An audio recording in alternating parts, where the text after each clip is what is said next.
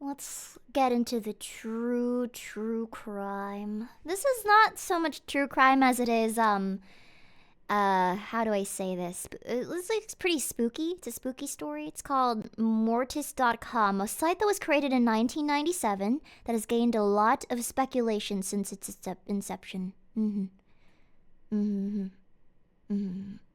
Yes. Oh, it's too dark. I'm scared.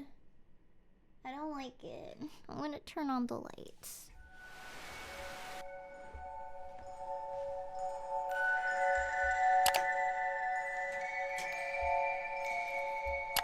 Oh, logging into the Alekirser website. Ooh. Due to the countless amounts of strange websites on the internet, it's intriguing to see when one seems to stand out from the rest. In the earlier days of the web, stumbling across a creepy website was something much more novel as opposed to today. There was no precedent to a good online mystery. Wait, I have a question before we get into the meat of this video. So like, how did people watch, like, back when there were only like floppy disks and shit? Because floppy disks they can't really carry a lot. Still images? Yeah. Magazines. Okay. Dial up. Imagine being ready to jork it and you have to like dial up your shit. And then by the time it's done dialing up, you're just like, fuck this shit. I'm doing productivity-centric things now. Internet. You bought it at Blockbuster? Can I admit something to you, Chad? I've never been inside a Blockbuster before. I've never been inside one before. Yeah, I don't know. Seemed like a bit of a cultural mecca, though. Internet users today revel in the idea of exploring such oddities just for the sake of being entertained. That being said, that doesn't necessarily mean that an older internet mystery cannot be captivating. Today, we're going to take a look at one of those early mysterious websites on the internet that has been no stranger to speculation. In fact, there is so much speculation regarding this individual website that all the details surrounding this makes getting to the bottom of it incredibly difficult. So today, let's try and make sense of all the rumors of Mortis.com. Yay. Let's start off this video with a Reddit post, as it will give us a brief summary of the topic before we actually start to dissect. You erupted to the Victoria's Secret catalogs. I was really obsessed with like the Victoria's Secret fashion shows when I was younger. Like, because it was like to a science. Because I loved the spectacle of it. I liked the pretty bejeweled bras and stuff.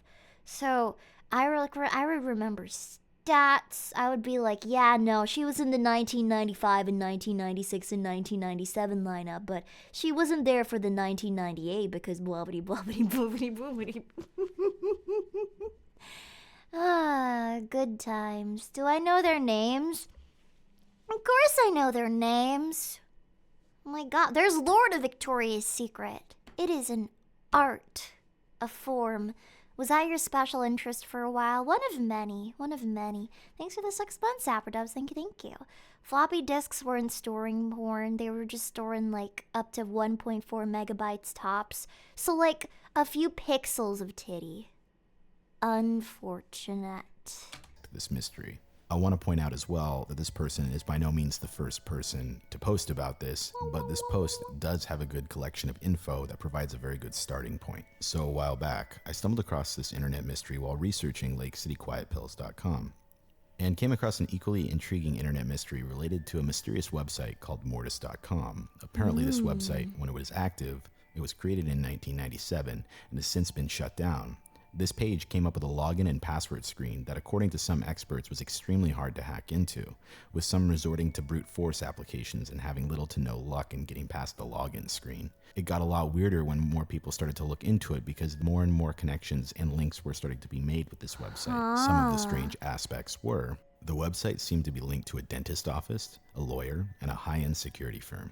Oh, it's like a cult for dentists, lawyers, and high-end security firm analysts to convene and trade, I don't know, beef Wellington recipes. Files were discovered to be linked back to the website that were apparently encrypted with password protection and had weird titles. Some of the file sizes were huge, one of the biggest being 39 gigabytes in size, which got people wondering just what this 39 whole gigabytes? To the site have since been removed from the internet, including a wiki page, and there's not much information regarding the website itself. The website was apparently owned by a mysterious individual named Thomas Ling, although it was speculated that this was an alias as there seemed to be great difficulty in trying to gather and ascertain any information about him, other than he was an artist at one point. Yeah, it was definitely a lot for back then, but now it's like a game. They were just as mysterious and weird, one of which had a white chess piece and nothing else. It was also reported at one time that Thomas Ling apparently came out and said that the site was just for his wedding photos and nothing more. Why would you name a site for your wedding photos Mortis? That's so ominous. Like, no, it's just for my wedding photos, and it's like, death, till death do us part. However, all this did was prompt more people to work even harder to get through the login page and discover for themselves what was really going on.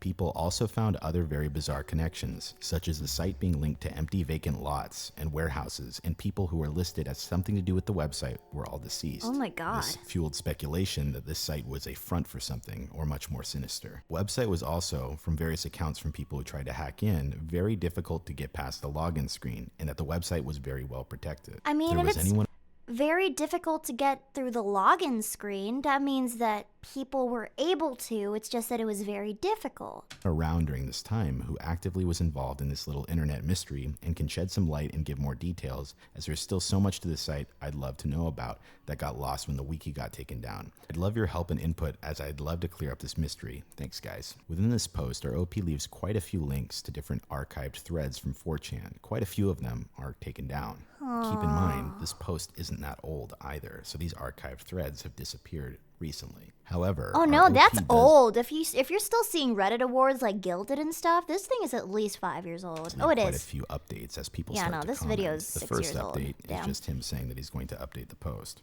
The second update to this post, our OP links another thread from 4chan on the technology board, which we'll reference in a bit as it is one of the only few ones remaining. The third update to this thread reads the following.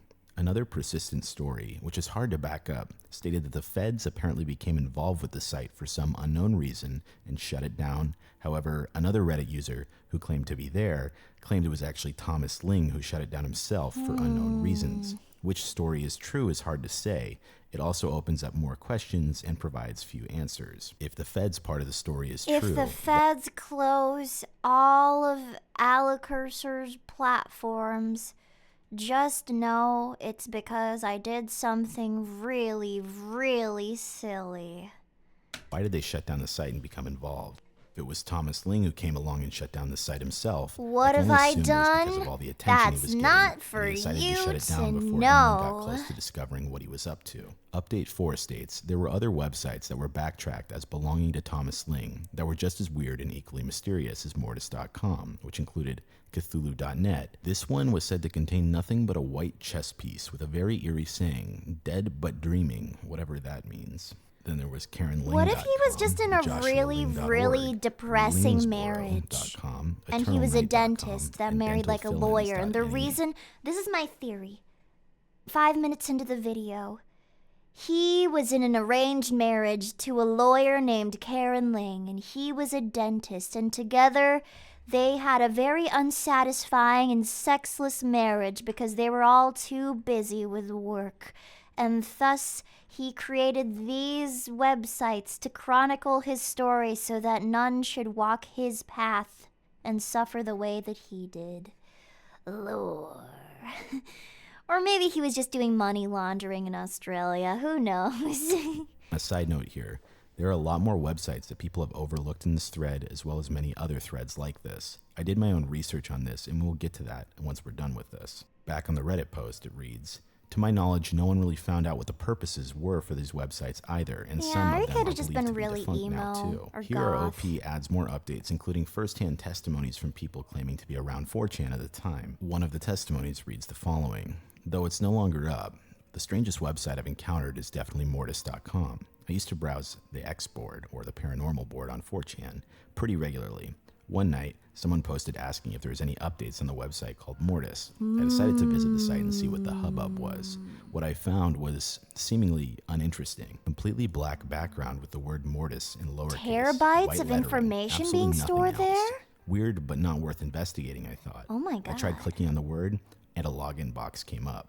When I checked back to the X board, people were talking about trying to log in. We've gone No up one from was getting 39 anywhere. gigabytes. A few people did enough research to learn that there were many terabytes of information being stored here. Yeah, you read that right. Terabytes. Hundreds, if I remember correct. I have terabytes worth of Alekirser content across multiple hard drives. Yippee! It was something absolutely ridiculous. We all had our theories. You'll most of them never disturbing. take it from A lot of me. people suggested we give up trying to get in How much? for our own safety, Don't need depending to on what was know. in there. But most people disagreed and kept trying. Eventually, people were tired of trying generic username and password combos. Someone decided to ask the G, or technology board, to hack their way in instead of trying to brute IT force. guys, People go. tried for weeks to get in. We learned that the website belonged to one Mr. Ling, who owned multiple other anomalous websites, which were also interesting but irrelevant. We learned more and more about Ling, but never got past the login box. I gave up, but others kept trying. A few months Apparently ago, I the decided to look around and see what FBI progress set had been in? made. Oh my Apparently God. the FBI stepped in. I think they actually contacted some of the people trying to get in and crack the login, but I wasn't around at the time this happened. Soon after, the website and all others owned by Mr. Ling just went down. I would still like to know what's in there, but it was fun getting involved with some of the biggest I conspiracy want theorists to on the know internet. now. I'm It's so something fun. curious. I'm I'm gonna skip through this thread to the invested. next first-hand account because we already know a lot of this information. The next first-hand account comes Wait, sorry. That looks like a really good recipe. I'm gonna save that for dinner later. from the username I saw a video. mental_illness. I was in all the IRCs and stuff when all this happened. The FBI had no involvement, sadly. The dude who owned the site came into our IRC chat. There was just a video on my sidebar that looked really yummy. The title of the video is Easy Big Beef Stew and Roasted Garlic Mashed Potatoes. It looks really yummy. And I like Adam Ragusi's videos. Young people often ask me what they should make for a big family. Yeah, no, I was just gonna watch that later. Chat and told us it was just family photos or something. I should do a cooking stream at some point. Would you guys want to see that? I think I've asked this a bunch of times. I found out how to set it up in my kitchen. No? Okay. Then I'll do it because you said no. With just one person. Literally just one person. And I'm like, you know what? I'll do it to spite you. Even though everybody said yes. Kiet can supervise. Kat doesn't follow me into the kitchen. Whenever I go to cook food, Kat just like saunters off into her bed, and then when I'm done cooking food, she comes out and then she starts eating what I make, and it's like, you didn't even want to help me. Thing. When we asked him for proof that we were talking to the real guy, he changed the front page of the website to some text explaining himself, then quickly took it down. It was all very, very fishy. Just hide my He had another face? site which showed him. But I don't. The thing is, even if I hide my face, there's no hiding this amazing fucking Giga Chad dump truck of mine. It's so incredibly doxable. Oh, God.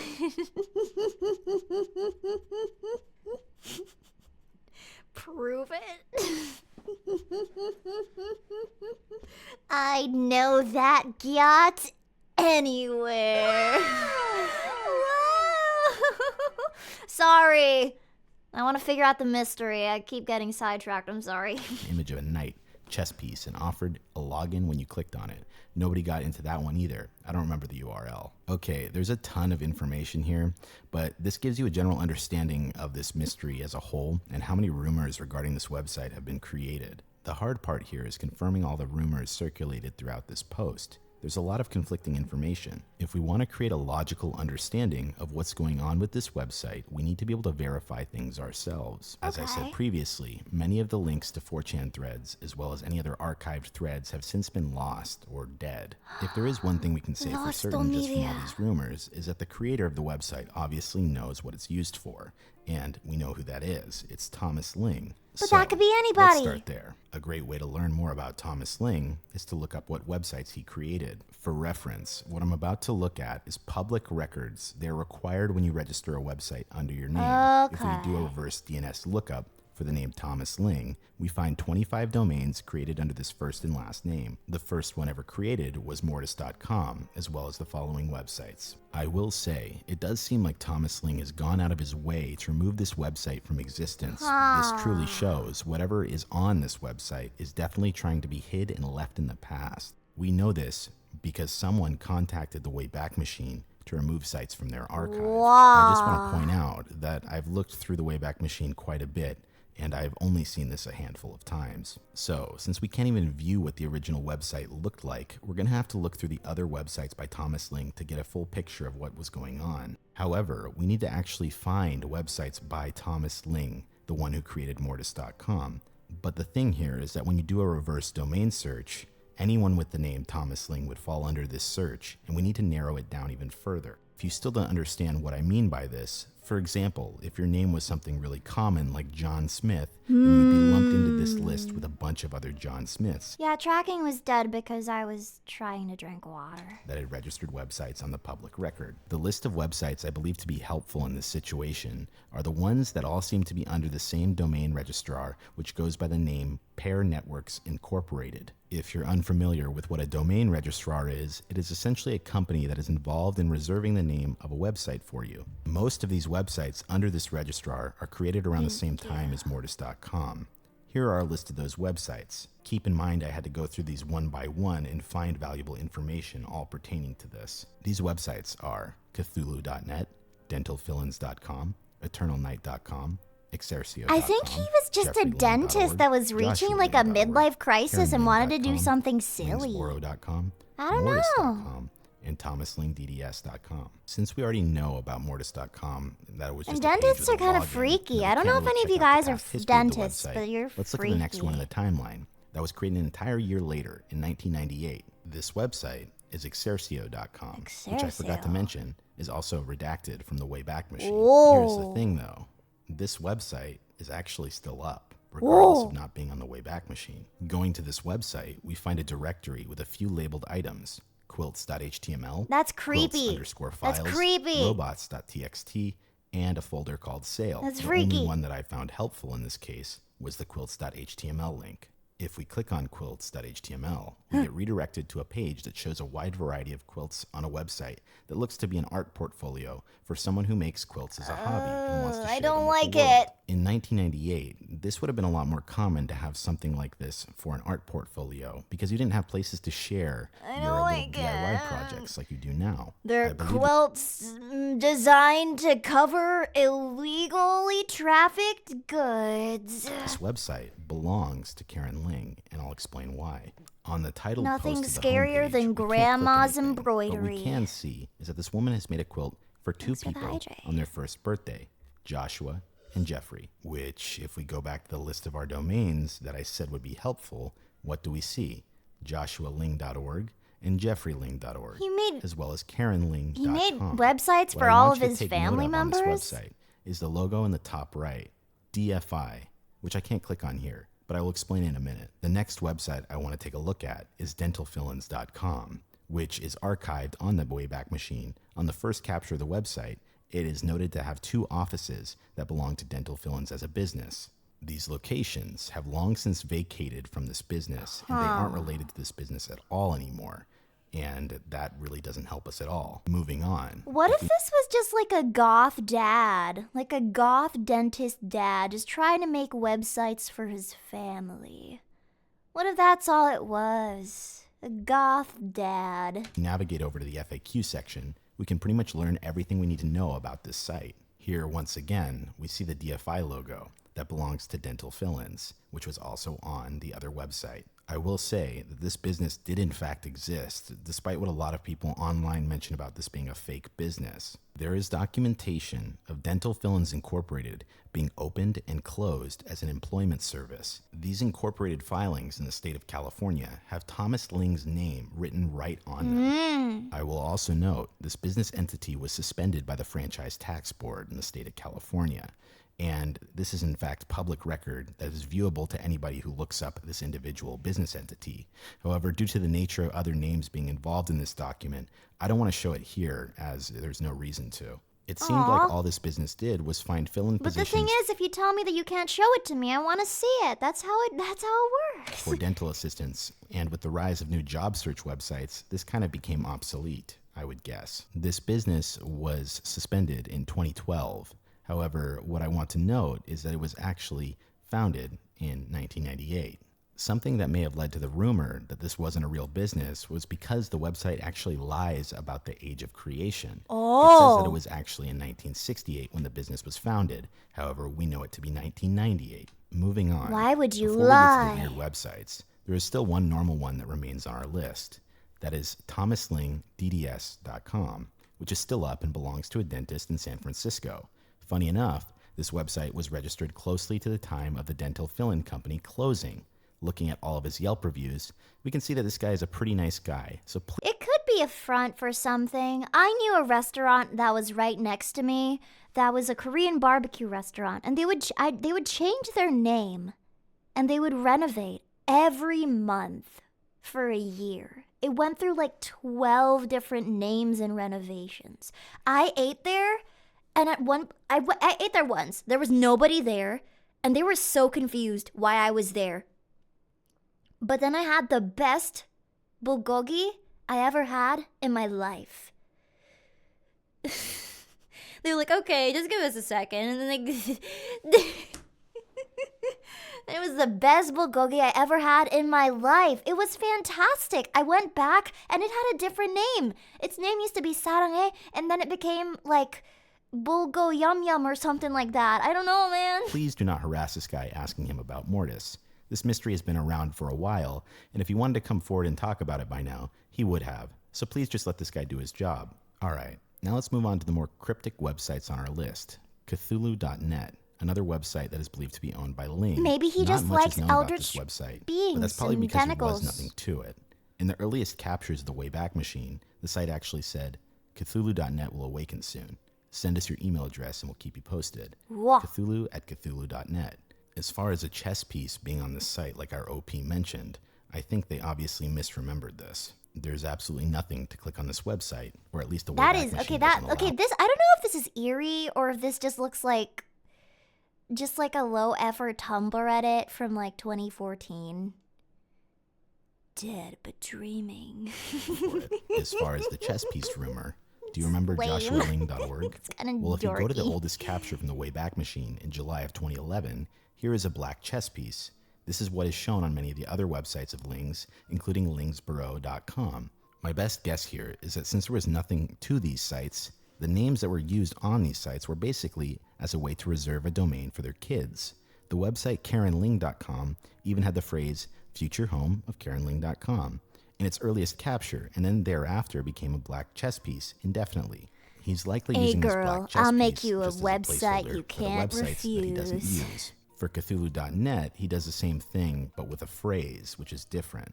As to why Ling picked up the name Cthulhu.net, my best guess would be that this was an attempt at domain flipping. This is essentially when you buy a domain, sit on it for a while, and try to sell it for more money. In the early days of the internet, something like Cthulhu would have been highly sought after if you could get a .net. Well, yeah, a no, he was .com, just any type of he was website just with that a domain name. opportunistic guy. Interestingly enough, if you look at the Google Scalping Trends in URLs. January of 2004, the interest in domain flipping was the highest actually ever recorded. Funny enough, this domain was registered in March of 2004, just 2 months later. As far as any connections to any other businesses, I believe that may have stemmed from people looking into other websites by people named Thomas Ling. I found no connection to a security firm or any other business in my research, but I definitely could be missing something that has been deleted with the passing of time. Like I said previously, Almost all of the original threads are now missing from the archives, but I still believe I have a very logical explanation as to what is going on with this site. So let me get into the evidence for my theory. As far as searching the files that were actually found to be linked to the site, there are still bits and pieces left regarding the things downloaded. It's a meme when somebody's like, I'm 12 and this is deep. This person's not actually 14 years old. Oh my god. The first thing I would like to mention that is referenced on one of the original 4chan threads, however, references a now deleted thread, they mentioned that there was an embed media player found on the website's code. A media player, in case you're unfamiliar, would be used to play video. So if they wanted to host videos there, they could watch them wherever. Or if they wanted to play music. I still need to figure out my website. I've really been wanting to just, have all of my stuff hosted on it, because it's just really efficient to have everything on one platform. It's just, I need to figure out how to do it, and it gets expensive hosting all that shit, because I have so much audio files, like literally terabytes upon terabytes of that stuff, and I need to house it somewhere, because I like to make a spectacle of myself. They could listen to it online. Before we get to this next piece of evidence, which is much more substantial, I have to explain something first. When people were finding files for Mortis.com, the way they found it was through a Usenet search engine called Bin Search. The way they connected this is that when they found emails from Mortis at Mortis.com, they then used that to search on Bin Search under various different news groups. Basically, if you had the email and you knew the news group that this individual was in, downloading content or receiving it from, then you could piece the two together. I know this is a very rough explanation, but it gets the point across. I know I probably got something wrong in there, but you get the general gist. Most of what people reported, and what I'm about to show you, was that Mortis at Mortis.com was downloading movies and other files that had random names. Okay. I will also note, like I said, most of the files had random names, but the general consensus is that most of the content was downloaded from a news group on Usenet called alt.binaries.hdtv, which would explain the individual large file sizes. Look at this post from 2011, where one 4chan user posts the following. Found some downloads posted by this guy. Gibberish names at 25 gigabyte. Drive Crazy 3D BD 25 Part 2. I guess he just likes to host movies. This post was dated Friday, September 23rd, 2011. Keep that in mind. If we simply Google Drive Crazy 3D, what comes up is a movie called Drive Angry, and for some reason, this was a poorly rated film. Insane. Life. The more we dig into this mystery, the more it's like, I think this is just a website that people got way too curious about, that was like totally innocuous and just used to host like some dad's shit.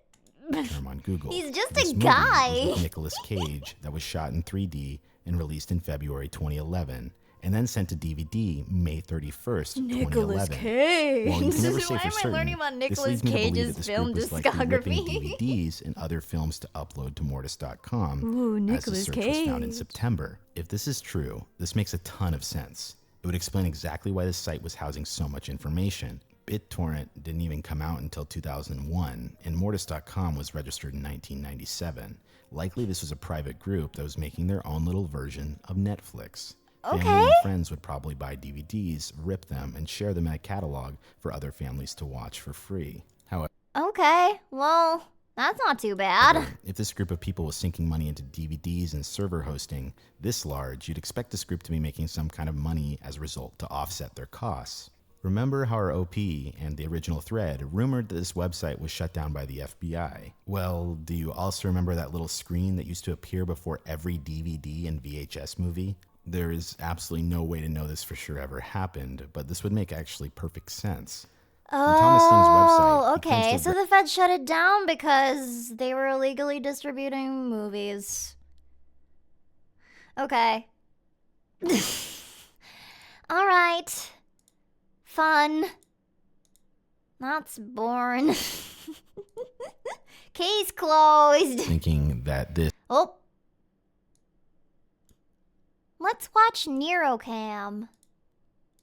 Surely this'll be something deep. Let's watch a creepy one. I think this one could be This one could be creepy.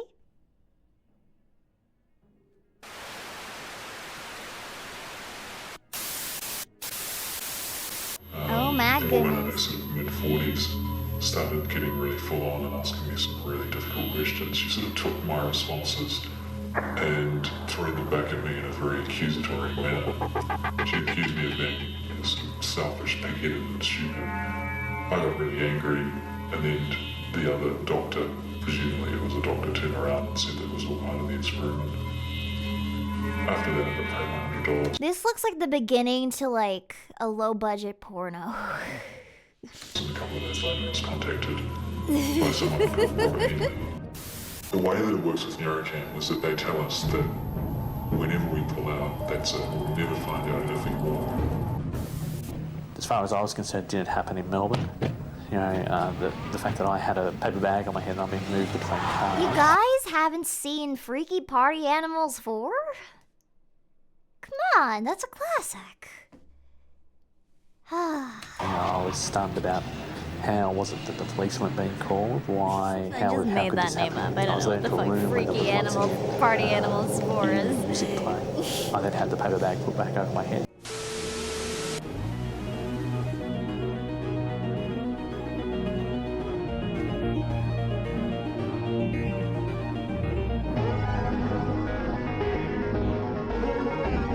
Barely sociable. I love how his whole channel is just like, I'm a Redditor, and I'm gonna make it your problem.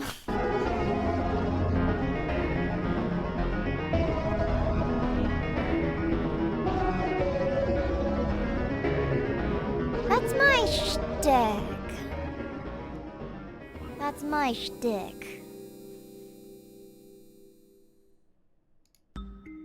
In 2004, a billboard was spotted in Melbourne, Australia, and due to this billboard's placement, it would have cost at least $10,000 at the time, as thousands of people would have been impressed by it over its existence. In subsequent years, more billboards would continue to pop up that were almost identical in nature. These billboards simply read, "Get out of your mind," and linked to a website called Neurocam.com. Should I buy a These billboard? billboards promptly garnered tons of speculation from the local press, and many articles promptly took to the story to provide further attention to this For what? mysterious piece of I don't know, for fun. Just a face of Allie. We could find it in like a rural area where it won't be too expensive. What would I be promoting? My beauty, of course. It'll just be a big PNG of my face with a caption like, in white text, it'll be like, do you have games on your phone? advertising. I don't know. At first glance, this individual billboard obviously Something. looks like some kind of marketing stunt to silly. get individuals intrigued in some kind of product. It would appear like this company is trying to manipulate us onto their site. Obviously, someone paying for a billboard must be looking for a way to make some money back on their investment. 99.9% of the time, that would be the exact case, but not with Neurocam. It's fair to say that these billboards would end up being something that no one could have anticipated. All I can say about these billboards right now is that the only way I can describe it to you is that these lead down one of the most bizarre and prolific internet rabbit holes I have ever seen. Upon visiting that website, very few of those initial questions would get answers. Upon first viewing the site, a video would automatically download, making you and your computer feel incredibly violated. This file is nci.mov. Okay. And it is about a minute long, and it would seem like whoever set this up wants to look at it first. So let's take a look. Let's watch the video.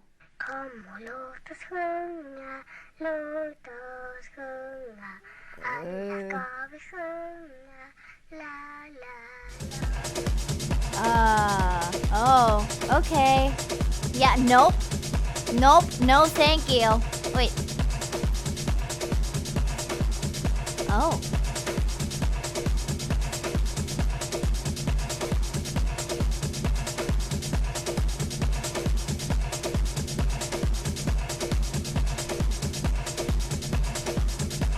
European club music.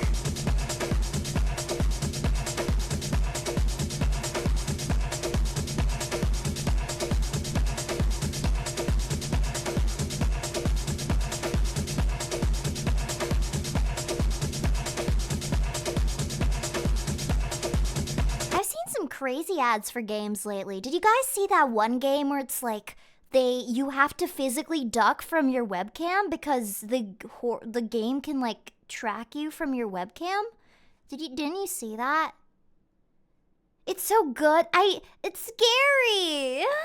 It's so scary having to physically duck because they can. That's so scary. Like, I know that's the point, but I'm a weenie, which is like, I don't know why I keep making myself play horror games. I think I like being a weenie on the internet. Anyway, dance time.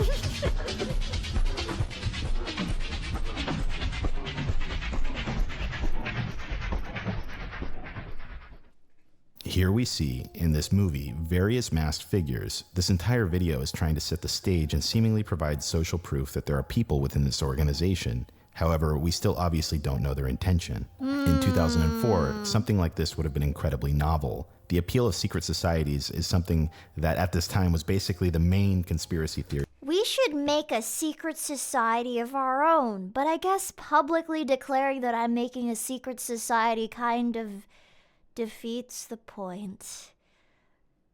Yeah. Among all conspiracy theories when you had the History Channel rolling. So what kind of organization would exist with this amount of people to be able to create a teaser trailer, pay for billboards, yet remain completely anonymous at the time? This naturally fueled skepticism and curiosity. Moving on to the website, we learn that this website wasn't actually selling anything. In fact, this website really only told you what it wasn't. On the website's top right corner, under another tab, we get a disclaimer that read the following. Below this disclaimer, we get a quote. Some of the most rewarding experiences we have come about through random circumstances of which we have no real understanding. It is sometimes important to commit to something we know very little about if the act of commitment in and of itself becomes part of an experience. Bridget Fisher, CEO, Asia Pacific Quadrant, Neurocam International. Now, moving on to the rest of the site. It contained a reports tab, which required a password, and a registration page where you could enter your email, alias, age, and city. At the bottom, it read, Neurocam respects your privacy and will not use your email address for any other purposes outside of Neurocam operations. So what exactly... With a name like Neurocam, how can you expect them to respect your privacy? Everything about the name Neurocam makes me feel violated. About to get ourselves into. This is incredibly bizarre, and we are taking a leap of faith. I will say this website is now defunct, but there are many accounts of what would occur initially after you sent your details here. I will now direct your attention to a blog titled WTFisNeurocam.blogspot.com, where one user accounts for hearing about Neurocam at a party and seeing the billboard, which prompted him to sign up. In a post on this blogspot titled Going Down the Rabbit Hole, we get direct access to something to do with yoga, a new sexual enhancement drug, new age meditation 1 week techniques? After submitting his information, this is something I've never heard of before. Dear applicant, thank you for expressing interest in Neurocam. Your application has been forwarded to a designated officer within the Human Resources Security Division so that our organization can further evaluate your suitability for recruitment. In the interest of facilitating an expedient assignment, the Human Resources Security Division is currently implementing a series of background checks. We apologize in advance for the potentially intrusive nature of these checks. Fuck no, I'm out. No, thank you. Course of action in the interest of protecting our proprietary operational procedures. Any information gathered from this historical evaluation will be treated as strictly confidential. If your application is successful, you will be contacted by Mr. Charles Hastings, head of Neurocam International's Operations Division. Mr. Hastings will further inform you of the nature of tasks Neurocam requires you to complete. Any unsuccessful application will result in the cessation of further correspondence between Neurocam and yourself. Neurocam appreciates that in 83.6% of instances, new applicants experience a desire to inquire about many issues which may further enlighten them as to the true nature of Neurocam. Due to the need to maintain a high level of operational security, Neurocam is unable to provide much of the information desired by entry-level participants. Thank you once again for expressing interest in Neurocam. It's just I hope so that your application creepy. will be successful, They're and I will basically soon just have the pleasure of saying, working with you. hey, Regards. We can find all this really intrusive information about you, but you can't know shit about us. That's crazy. Maxwell Knight, Head, Human Actually Resources insane. Security Division, Neurocam International. Taking a look at this first email, we can see why this interestingly built more desire for users inquiring. They weren't directly dropped into exactly what this was. Why even sign up? Why even care about something you don't know about? Because, I mean, how many times will they run social experiments where they'll randomly start forming a line somewhere and then people just start lining up just because they see a line? It's one of those things. Like, you do it because your curiosity gets the better of you, or just because you see other people doing it. Human curiosity is our finest tool and our greatest weakness. The mention of a need for a background check obviously adds a certain degree of speculation as to what the hell is going on here. Not to mention, the further requirement to wait, after waiting a week, made people even more eager to learn what was going on. In most cases for something like this, you'd expect an automated email right after you signed up, but this simply wasn't the circumstance. After a week later, another email would come through. Dear applicant, to continue with Neurocam's application process, all applicants are required to complete the following perception-based assessment. An assessment of the applicant's suitability for operational deployment will be made following. Any applicants that are found to fail the test will be eliminated on the spot to avoid any potential leakage of information. This is simply a contingency that we must do. Following the fulfillment of these non-negotiable prerequisites. Application Perception Assessment NCI-2001/01. Part A, Mission. Assess applicants' perception abilities. Part B, Execution. Point number 1, write a detailed account of everything that happens between 4 and 9 p.m. Pay particular attention to any occurrence which may be deemed out of the ordinary. Include in your account 2 images that represent the best and worst things to happen on that particular date. Point number 2, submit this report via email to operations@neurocam.com by close of business date. I don't Part like C, this. Operational security, not applicable. Part D, guidelines. As with all Neurocam assignments, you will be assessed on the manner in which you complete this assignment. I don't Intelligence like it. and creativity are traits highly valued by Neurocam, and a demonstration of both of these will expedite your further advancement within the organization. Intelligence and creativity. Imagine having those things. Application and aptitude in I this just say assignment will silly be the things basis and for go to the consideration internet. for operational integration. Ends Applicant Perception Assessment NCI-2001/01. Regards, Charles Hastings, Head, Operations Division, Neurocam International. Operations@neurocam.com. Here we see in this email that part of their initiation, they were required to complete an assignment by a certain deadline to receive further correspondence. For what possible reason would they need you to note anything that happens within a 5-hour time window?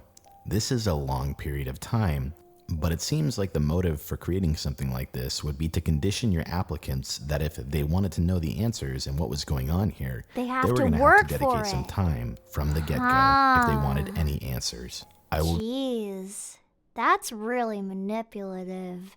If you want to know more about this thing you're getting into, you have to really, really work for it on some severance shit for real. read on from the blog post following this individual as they went through with this assignment.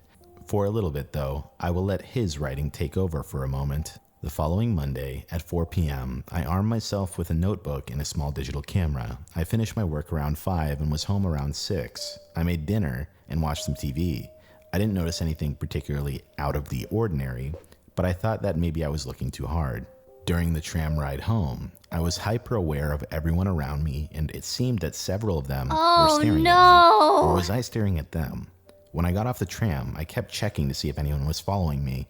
When at What's home, happening? I frequently looked out the windows to see if anyone was watching me from a parked car outside. I waited for strange phone calls or a knock at the door. It's insane that, like, there could very well be nothing, but the paranoia seeps in, and they have you on the edge of your seat anyway. It's all in your head. It's all psychological. And that's fucked. Nothing happened.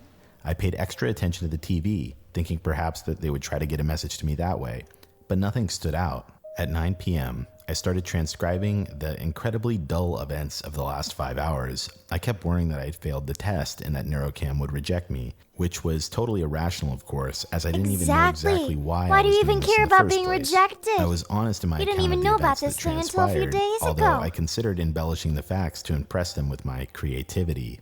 I took a picture of the perfectly cooked steak I had for dinner and the resulting mountain of dirty dishes to represent the best and worst things of my day.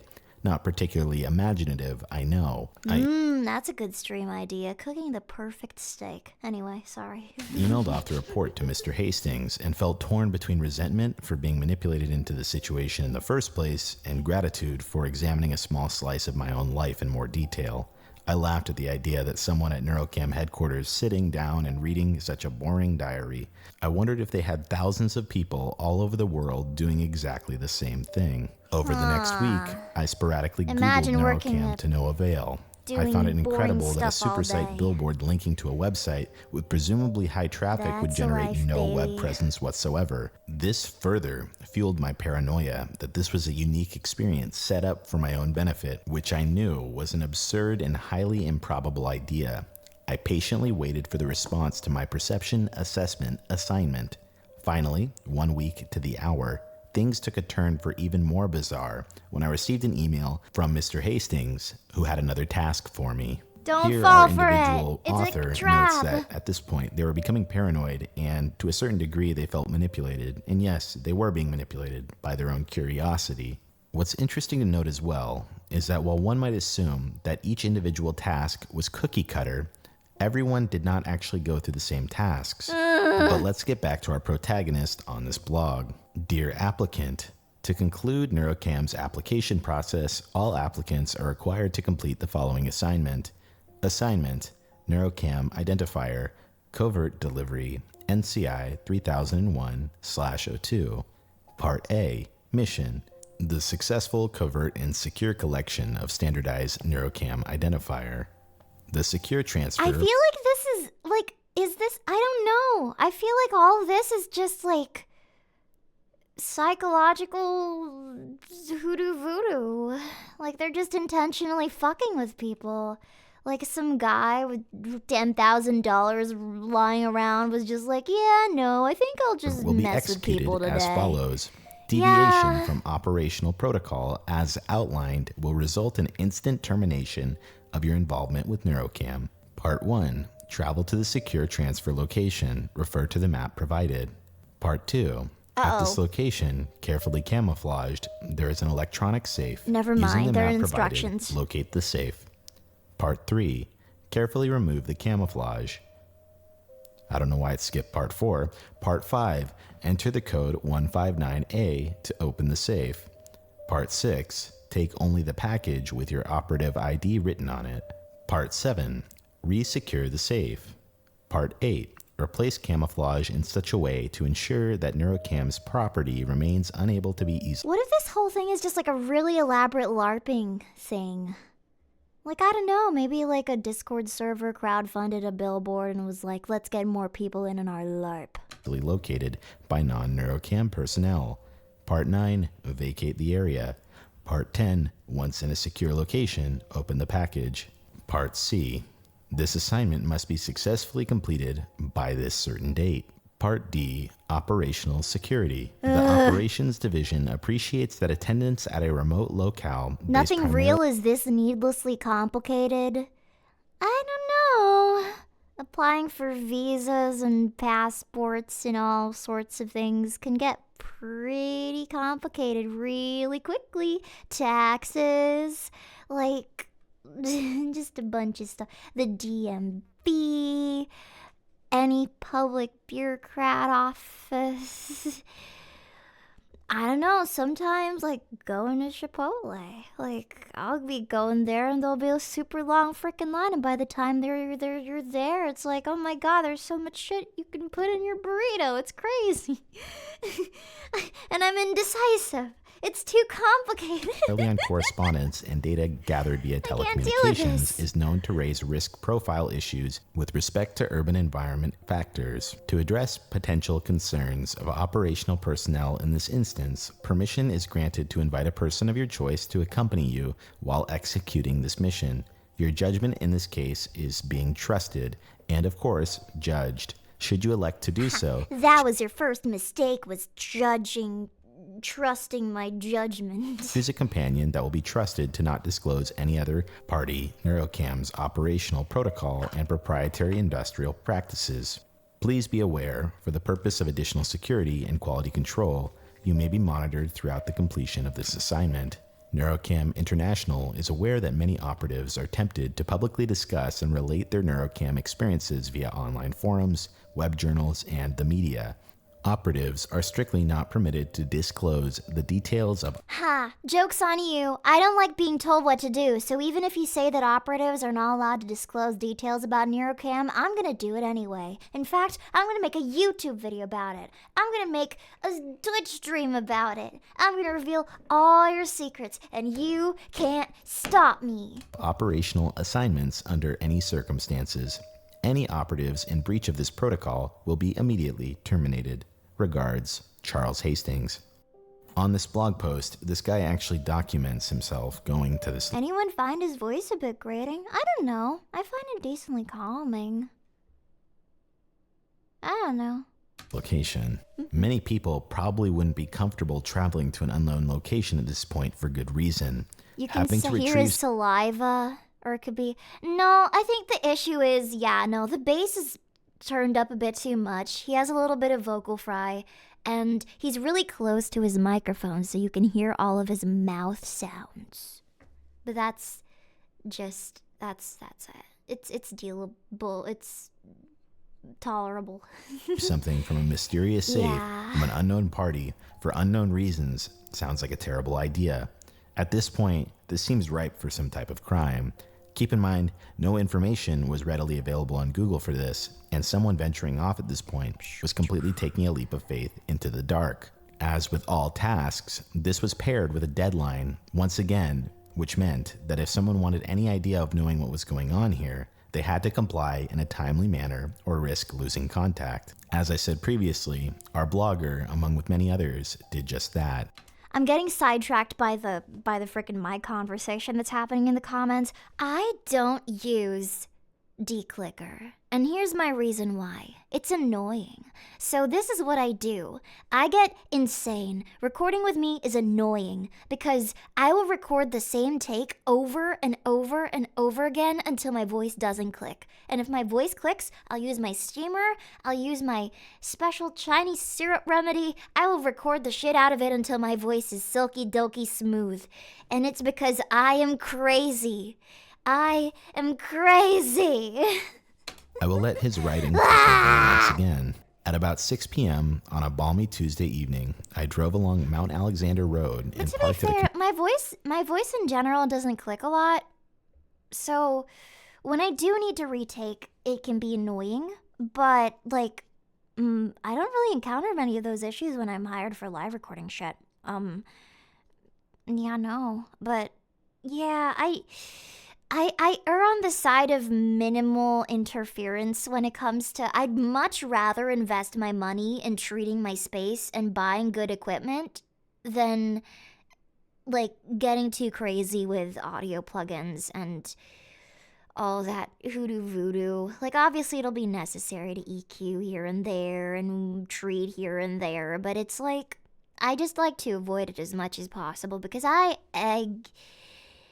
why do it if you don't have to? community center opposite the car yard marked on the map. I skirted around the car yard, down an embankment, and under a bridge that took me to a large concrete expanse leading to the red pillars. Actually, it's the reason I talk with a bit of a this weird sort of very alley-affected accent is because it's an accent that I've developed, a cadence that I've developed that allows me to speak as much as possible and for as long as possible while avoiding any annoying mouth clicks and mouth sounds. No. My accent used to be very different, but then I developed this to I developed like a weird way of pronouncing certain things to avoid like clicking too much. And can I turn it off? I can't anymore. At least not consciously. But I noticed it. I was studying some of my older audios, some of my older recordings from when I was like, say, because I've been VAing since I was like 12, 13. And it's just a very big progression, very, very distinct difference, I would say. Them at such close range was impressive, and it took me some Thanks time for to the walk hydrate. away to the pillar at the far end. Apart from some kids on some skateboards off in the distance, there was no one around. I thought of Neurocam's claim that I might be monitored I don't have a recording voice. I just talk like this. on this assignment and looked around for surveillance cameras. Nothing stood out. Once near the base of the pillar, I had to climb up through the garden area, which consisted of large grass tussocks among wood chips. At the base of the pillar, there was no sign of an electronic safe or a team of people with cameras hiding in the tussocks. I stood there for a while feeling foolish, Tussocks rhymes with butt. It doesn't rhyme with buttocks, but let's pretend it does because it's funny. thinking that this might after all have been someone's idea of a cruel joke. I guess it was possible that pranksters could have money to waste on such activities. I was just about to leave when I noticed the wood chips at the base of the pillar that seemed slightly wrong in some sort of way. I knelt down on the ground and dug a bit. Finding the edge of what felt like an old bit of carpet, I tugged at it and lifted a squarish section of matting about 50 centimeters wide. When I pulled it right back, spilling the wood chips everywhere, I saw an electronic safe set in the slab It of was concrete real! beneath. It was the most surreal thing. So unlikely, but there it was. Still expecting the candid camera crew to come running out, I entered the code I had been given into the high-tech looking digital touchpad. There was a small beeping sound and a click and a light flashed from red to green. I lifted the handle of the door and opened it upwards. Inside the surprisingly deep cavity was a pile What is it gonna be? Wait, no, I'm not gonna read. I'm not gonna read the blurb. I'm gonna guess. Drugs. Nuclear launch codes. Lost candy flavor. Okay, let me look.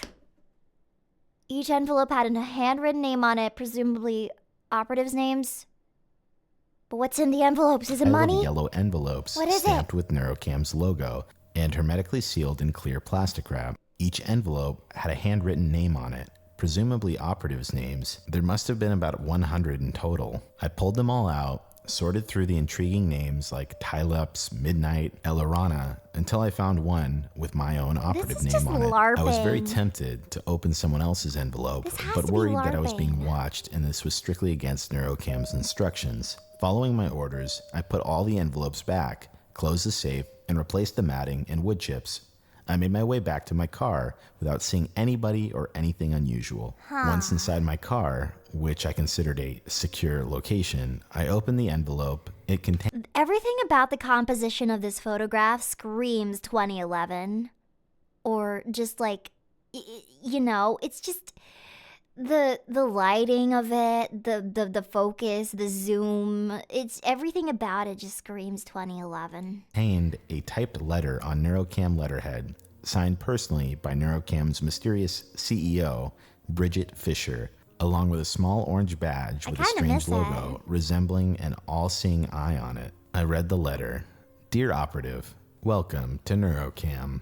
I am pleased to advise that I hereby offer you a position within Neurocam International. Yay! Your perception assignment report was evaluated in accordance to our predetermined assessment criteria. Neurocam's Human Resources and Security Division found that your report demonstrated a minimum of 7 out of the 10 qualities desired by Neurocam International. This rating determines that you will be an appropriate candidate for operational deployment. Imagine the 10 qualities are like dumb, impressionable, easy to manipulate. Because I mean, if you're this committed and you just find like you just go out of your freaking way, go make time in your day to find all this stuff in a secret safe and follow all the instructions to a T, they're going to be like, "Yeah, no, this guy will be the perfect drug mule." Neurocam International hopes that you will accept this offer and that this act will mark the beginning of a sustained mutually beneficial association with our organization. Upon acceptance of our offer, you will immediately receive accreditation for ongoing operational deployment, a privilege achieved by less than 26% But of is there applicants. money? Your operational deployment will be effective immediately. The details of your first assignment must remain confidential until such time as the operations division contacts you.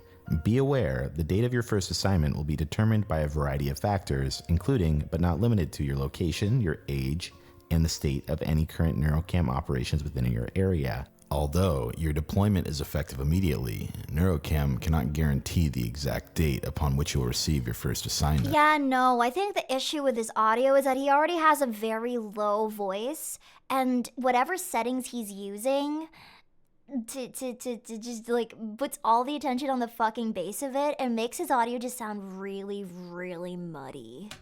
Being part of Neurocam is a responsibility we expect you to take very seriously. Neurocam International highly prizes itself on its It's strong not making it crack. That's just his vocal fry, but it's, I don't know, it works for the channel, but I can see why it might be frustrating for some people. It's fine with me, but there's some things I would change if I was his sound engineer. corporate image and reputation, Yeah. and your continued involvement with us is conditional upon the demonstration of a public manner which will in no way reflect poorly upon the organization. Conduct contrary to this condition, such as overt aggression, physical violence, or any similarly embarrassing or disruptive behavior displayed during the completion of assignments will result in the immediate termination of your involvement with the organization. Congratulations on completing Neurocam's application process. I take great pleasure in being the first to welcome you to the Neurocam team. Run! Regards, Bridget Run! Fisher, CEO, Run while you still Neurocam can. International. All right, now we need to take a step back to get a good understanding of what is going on, as it is really easy to get lost in these blog posts. If you look at many of the operative blogs from 2005, This would be so fun. That's so funny. Imagine he went through all of this whole thing of shenanigans, just to end up selling Herbalife. Or like herbal steeps. Like, imagine if this is all just a really, really comprehensive MLM scheme that was started by somebody who's a little bit too interested in D&D. I don't many of know. them joined in a similar fashion. I will say that all of the tasks are not identical, though. However, past the recruitment phase, I mean, the at least tasks it's seem to change creative, quite a bit. The purpose you of know? these tasks or what they're used for at the time was still completely unknown. So what was this company recruiting for? Up until 2005/2006, this was all that was basically known about Neurocam. Many of the tasks seem very trivial, I will note. People speculated and argued among blogs, but no one seemed to have a consistent answer. The general gist, and all it was known, You made me mad. I'll report about it on my blog. like I said, was that this group would assign you tasks that varied on a wide scale for seemingly no reason. As with most ARGs, they usually have a start point and end point. This one seemed a little bit different. Keep in mind that there was real money being synced into this thing, so people figured that this group had to be making some kind of money on the back end, but this just simply wasn't the Money. case. There were other Neurocam recruits that cataloged their stories with other recruits on their individual operative blogs, like I said. They would all link them together, and it created a kind of social media feed amongst themselves. This game seemed to foster a community that would force strangers to work collectively on things. Many recruits would join from a simpler task, then get promoted, and then would be given a new task that would in many cases involve the recruitment of more members. These tasks would usually be about printing cards, leaving photos that would have the Neurocam logo on them, and would link back to the website, and would create a new cycle in which So other new kinda recruits would go cool, through the but exact same process. It's interesting because I wouldn't, like, it would be, the facilitators would probably get into a bit of trouble for running something like this. I'd imagine there'd probably be some kind of ethical issue with this, but I wouldn't be surprised if they got away with it. Like, if this was all just some kind of like big psychological experiment run by like a university, and at the end of it they're just like, thank you for participating in this study by Harvard University. All Neurocam accounts will be closed eventually.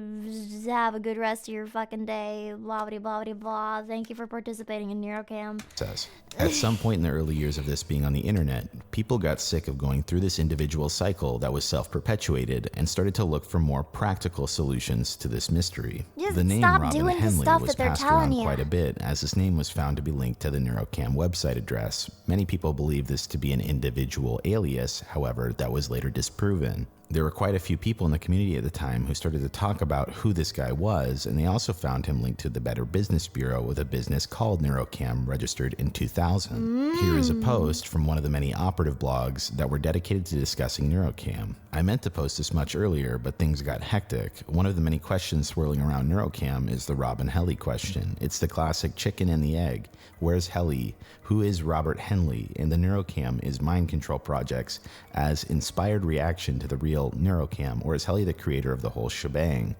I mean, I can see how this can absolutely be co-opted into like very, very manipulative schemes, like freaking getting people used to the loop of just receiving instructions and doing things without question. You can make people do some really crazy stuff, because who knows if they'll fear for their lives knowing that, like, if they don't do something, someone could very well just go after them because they have all their personal information. Am I getting I'm not getting ideas. I wouldn't do that to you guys. What the heck? I don't have the answer to that. No, like I have the answer to anything I'm not gonna Neurocam use related. you But I do have commit this. crimes. Robin Mark Henley has been the That's sole proprietor of an Australian company, some other Neurocam, time. since September 6, 2000. The New Zealand Neurocam, if you recall, wasn't formed until August 11th, 2004. There were two names that were passed around, Robert Henley and Robin Henley. Robert Henley ended up being an alias. However, Robin Henley was a performance artist. Basically, Robin Henley's entire performance artist career is based on messing with people to some degree. Or just Well, okay. That explains everything. Okay. Yeah, no, it was a prank. It was a prank. Well, there's more to the video, so I want to learn a little bit more, but god damn it. All this shit is it was just a prank, bro. deceiving them in some way. Looking into his older website, which has now been removed, showed various hidden camera videos and other forms of content, most of which consisted of messing with people. One of his acts involved a missing person act where he made himself disappear. He would post missing photos or missing posters of himself, and then would go walking around town blatantly, and then would create a compilation of people calling in to say they had located him, thus creating a timeline of where he was walking around that day.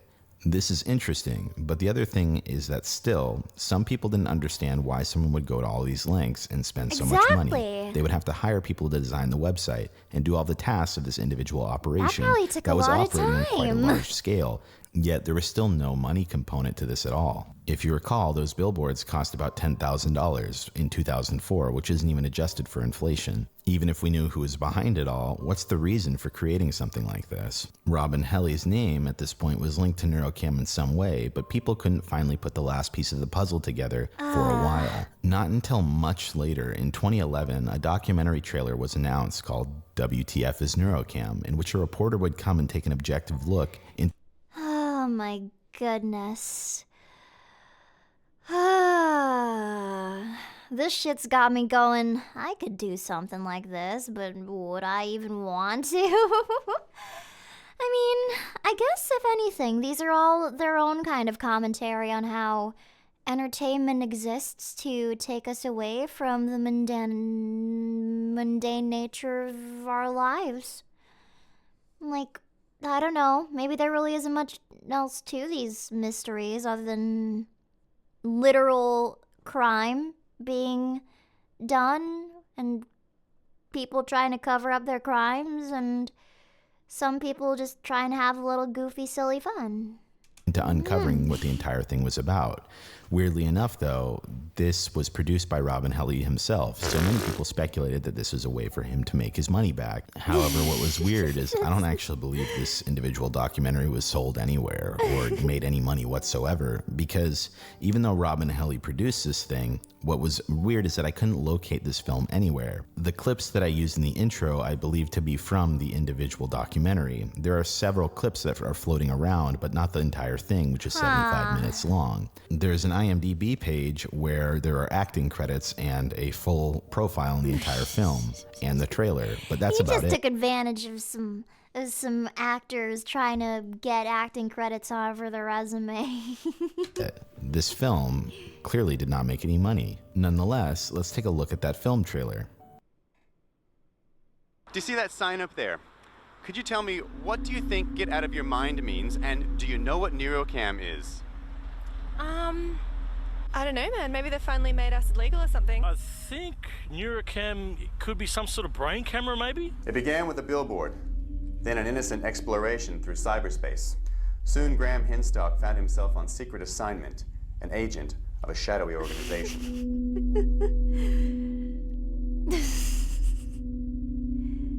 What is Neurocam? What is it?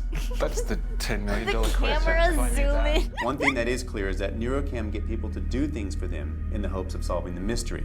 These assignments vary in nature and are often extremely dubious in terms of ethics and even the law. This is so goofy. It's not a pyramid marketing scheme. That's like the first thing that any good, and by good I mean like any established MLM will say is that they'll try and persuade you that they're not an MLM by saying shit like, we're not an MLM, even though they literally are one. We're not a business. We're a family. And if you meet your quota, you may make $10 this month. Operative tripped? Yeah, Operative Nika? Yes. Do you have something for me? You're probably already a bit nervous with the spy cam as it is, huh? Yeah, thanks. I'm already paranoid enough. You gotta mention that now while I'm standing out here. What the hell are you staring at, you creep? I'm sorry. No, I know. don't give me that. You've been following me from down the So road. sorry. I thought you were someone I recognized, but Well, you're I'm not, yeah, so leave me alone because so you're sorry. fucking Okay, I'll creeping just me go. out. I'm sorry. The acting. So cheesy. Everything else is so cheesy. Oh my god.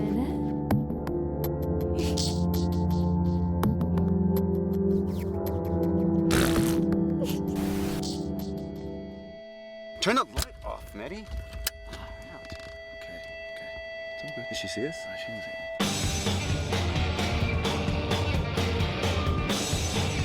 us. Join Neurocam and you too can... I'm just saying, is it worth the risk? I'm just concerned. I'm worried about you. Yay. Freaking out. Oh, They're moving. oh, fuck, they're going.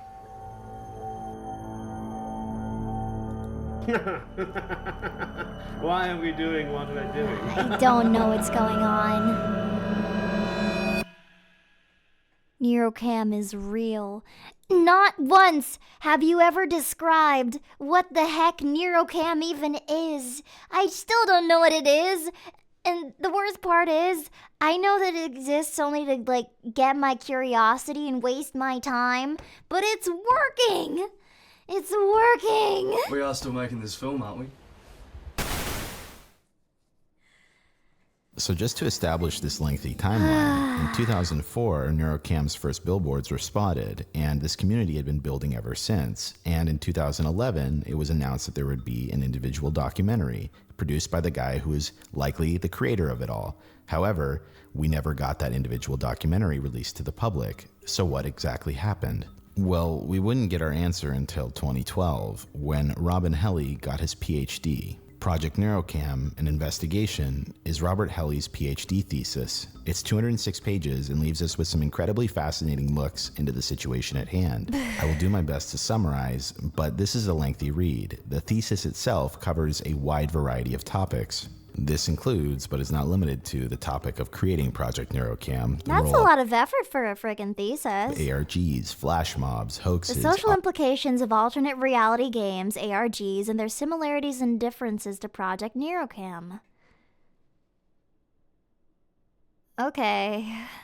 It was a study That's what I was literally joking. I was saying, what if this is just a psychological experiment? And it literally was. Audience interaction, secret societies, and Oh producing my a 75-minute God. documentary exploring the whole fake He world really created. wanted that These are just a few PhD. things that I picked out. There's a lot more information here, but just to note, if this sounds confusing, Nerds. it's because it is. One of the big takeaways I got from reading this interesting and meta thesis is that this guy sought to create a work of fiction, his documentary, and wanted to see the results of audience interaction playing into the role of creating a fictional piece of artwork. Not only do we get to look into what it took to create Project Neurocam, we get to look at the entire story of what it would be like to be an operative that was written from our point of view. Part of his thesis is the story of how a person just like us would have gone down this individual rabbit hole.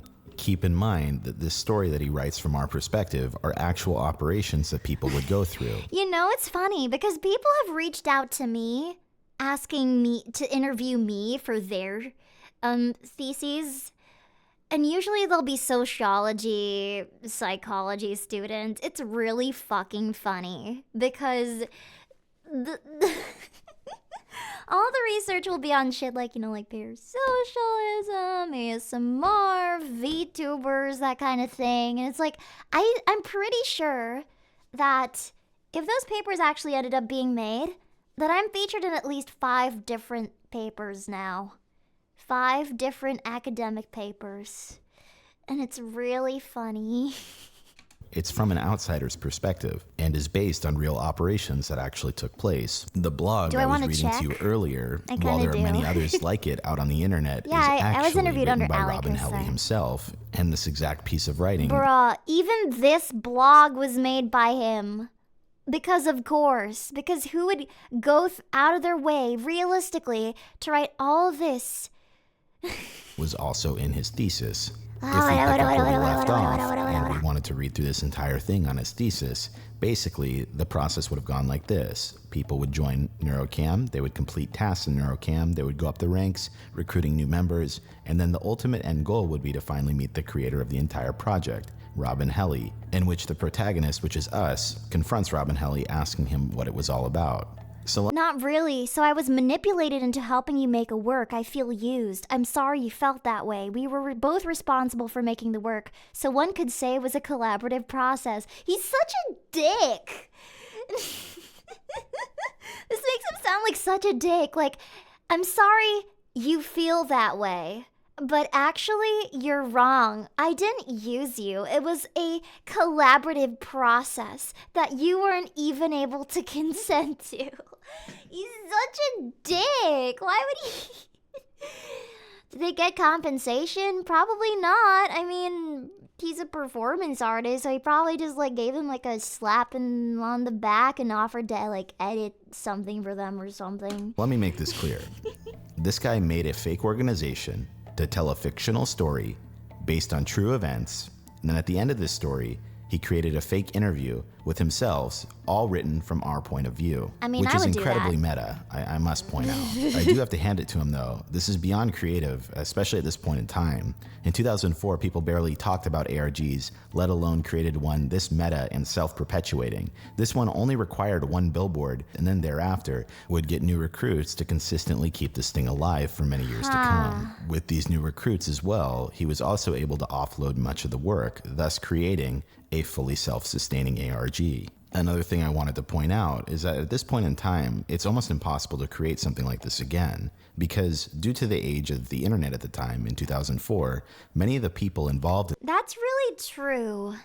I can't see many people being able to form something like this because people nowadays are just, well, one, attention spans are at their very lowest.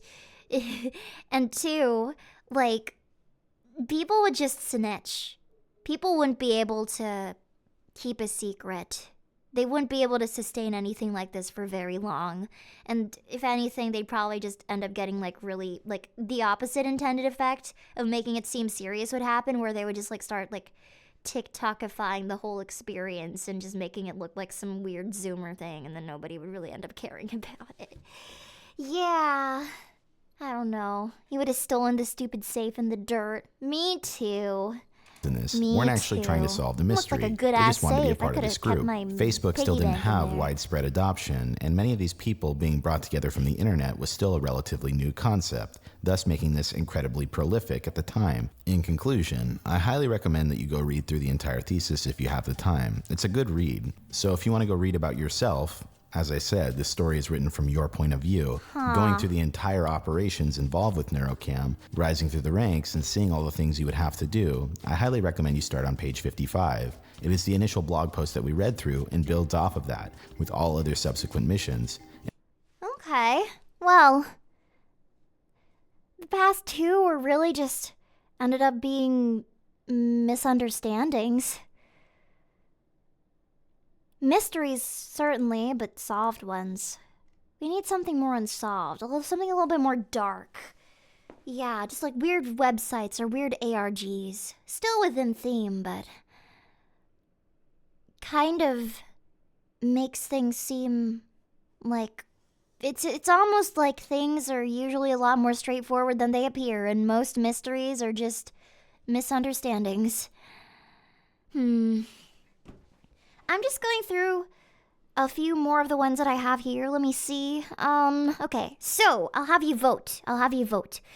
You're surprised we haven't done a JCS? You know the reason why we haven't done JCS? It's because we've watched every single JCS video basically on this channel.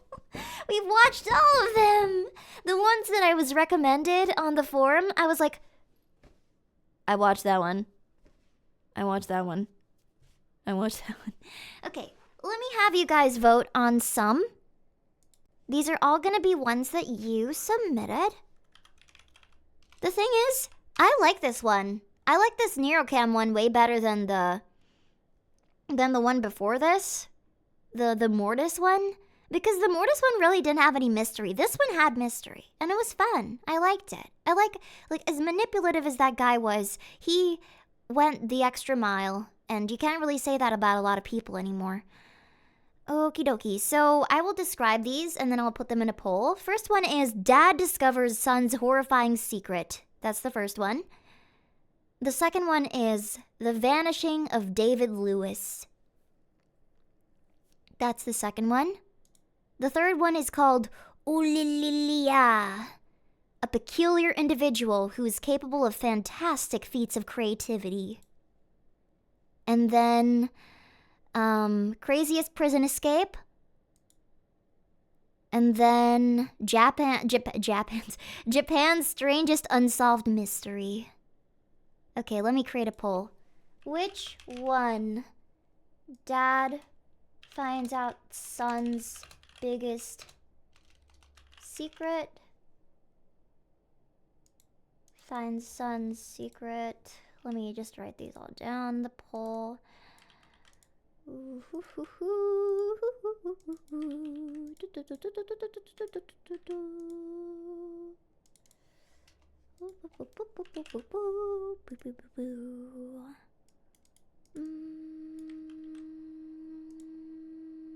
Oh, there's only 5. Okay, I can only put in 5.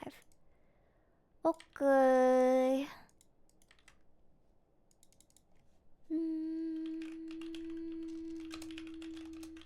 Actually, no. Instead of Craziest Prison Escape, I'll put Darkest Lost Media. There we go. Ulilia is just a guy with, like, mega brain autism. I don't think that's what that's called. It's called, those people are called, savants. They're the ones with, there was, like, this one guy, I think his name was Kim Peek. He had the kind of, hyper prodigyism where he could read one page with one eye and then another page with another eye and be able to read through both of them at the same time in like 30 seconds or something like that. It was really crazy. Yeah, it was freaky. Yeah, real freaky stuff. You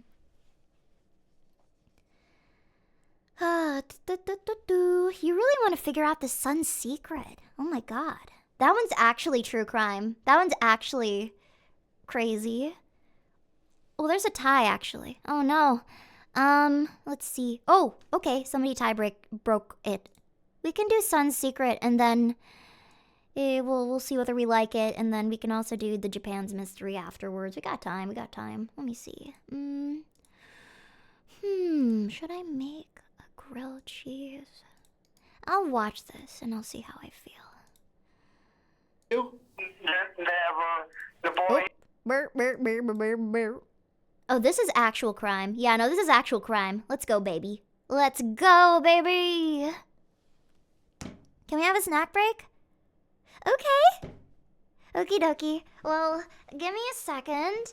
I'm gonna heat up my George Foreman girl. Now that we have grilled cheese, let's watch a dad grow terrified at his son's criminal behavior. I just killed my mother. Oh. It wasn't me who killed her. It was Jeff.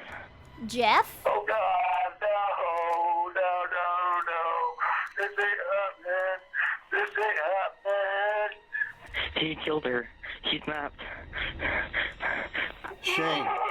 Shane? Oh my God.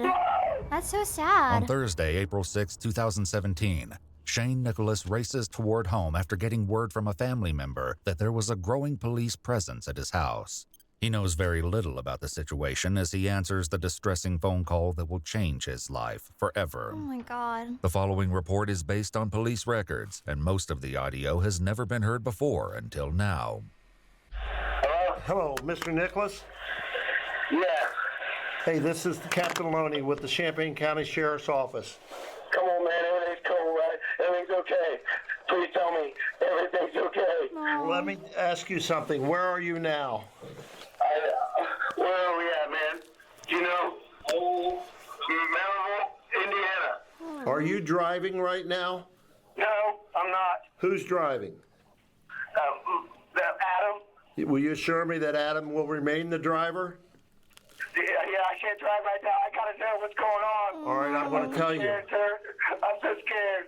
Okay, sir. About 6 p.m. or so, maybe a little earlier, we responded to your house after receiving a call from a family member. There You guys asked for true crime. This is true crime. was some type of disturbance, and your wife has fallen victim as a result of that incident, and she's deceased.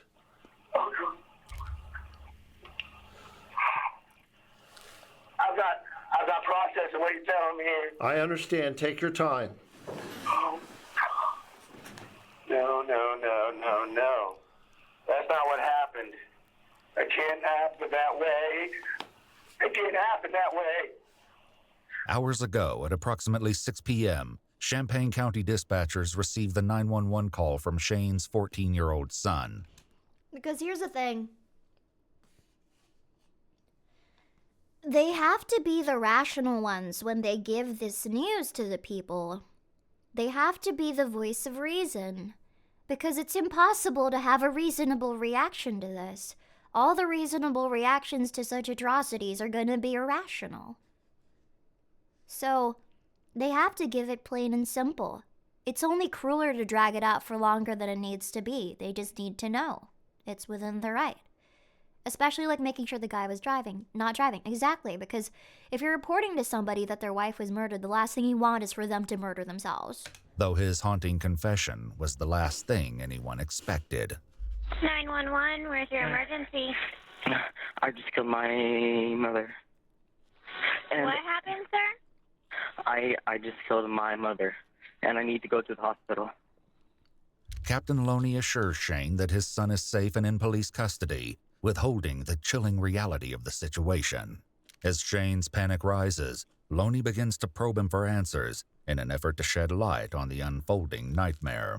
Give me a little history on your son. And is his name, am I correct, is his name Donovan? Oh, God, yes, Donovan Asher Nicholas. What's his date of birth? Oh, God, I can't think he's 14 years old. Okay. But I don't know. Okay. Has he been any behavior problem or anything to you? Never. The boy is soft-spoken. He's a genius. He's very, very smart. He's non-confrontational. Oh. Okay. He's never done anything. I didn't want to kill her. It's the way that you can hear in his voice how young he is. He's only 14. You can hear it in his fucking voice, and just looking at him. This is a very fucking young guy who just did that. Holy shit. This is not happening. Has he ever inflicted harm to any family member or anything like that? Never. No harm to anyone? Never. None. Does he have friends None. and things of that nature? No, he does not. Okay, let me ask you something. Have you ever heard of someone by the name of Jeff? Jeff. Yeah. No. Okay, no Jeff. Anybody like Jeff? Anybody? If this is gonna be about Jeff, as in the creepypasta Jeff, I'm going to lose my fucking mind.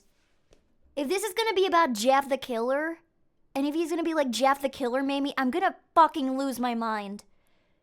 Because if it is, I'm gonna lose my mind. I can't. That sounds like Jeff. I can't. I can't. Somebody that he talks about, maybe idolizes, whatever, who knows, you know? I was gonna say, are you willing to make a bet? But let's just see. Let's just see. I'm willing to bet that he's gonna be like, it was Jeff that made me do it, and it was Jeff the Killer. I'm so convinced. I'm so convinced. No. Okay. So not at all. Why? The confusing question stems from Donovan's earlier admission to the 911 dispatcher, as his confession takes a dark and twisted turn. It wasn't me who killed her. It was Jeff. What happened? Who did it? Jeff. Yeah. I'm sorry, this is going to be really hard to explain, but I kind of have another person inside me. Like... Oh, no, I see what he's doing. He's trying to go for the insanity plea. He's trying to go for the insanity plea. That's what he's trying to do. He's trying to do that. What happened to your mom?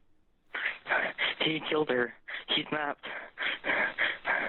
All right, are you able to say who's with you?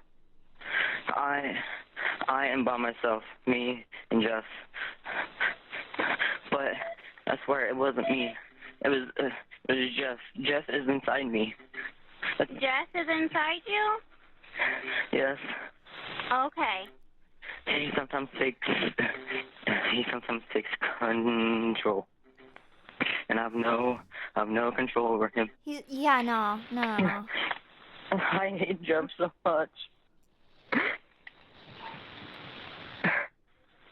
He's gonna make me die in prison. Investigators face the baffling mystery of why a child, whose father describes him as soft-spoken and harmless, would suddenly turn on his own mother. Exactly. Could Jeff be real? Or is he simply a carefully crafted excuse? With many questions lingering, officers arrive at a scene straight from a nightmare. Donovan sits leaning against a wall in the kitchen, his white shirt drenched in blood. There are clear signs of a struggle, with large amounts of blood spattered across the walls, floors, and appliances. When asked if anyone else is inside the home, Donovan chillingly replies, "Nobody that's alive." Jesus Christ. While some officers speak with Donovan, others begin their search for the victim, unaware of the horror that awaits them upstairs. Why did Jeff want to kill your mom? It's just the way he is. Has Jeff ever hurt anybody before? No, this is the first time. According to our analysis team at EWU, while investigators don't need parental consent to question a minor in Ohio, a Miranda waiver must be obtained if a minor is a suspect in a crime. If the Miranda waiver is not voluntary in any given case, anything learned in the interrogation cannot be used in criminal prosecution. How long has Jeff been in your head? That's about like 3 months. Upstairs, officers confront a horrifying scene. 40-year-old Heidi Faye Taylor is found lying in her bed, deceased. Oh my God. The brutal nature of her wounds points to a vicious attack, raising daunting questions about exactly what transpired between Heidi and Donovan. Back in the kitchen, officers notice an unsettling injury to Donovan's face. Though they ask him about it, he gives no clear explanation for how it happened. Look at this stare, too. Like, there's no fear in that stare. It's just so neutral.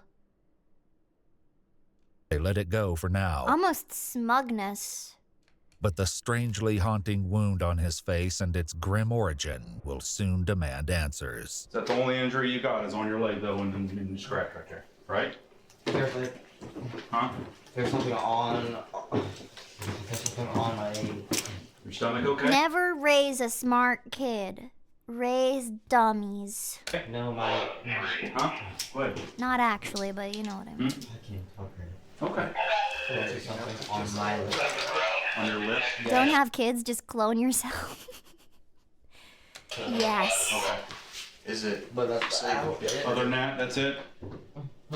Other than that, that's only injuries? Okay. We're gonna lift you up and take you out to the squad, okay? Can you worry it? No. Okay.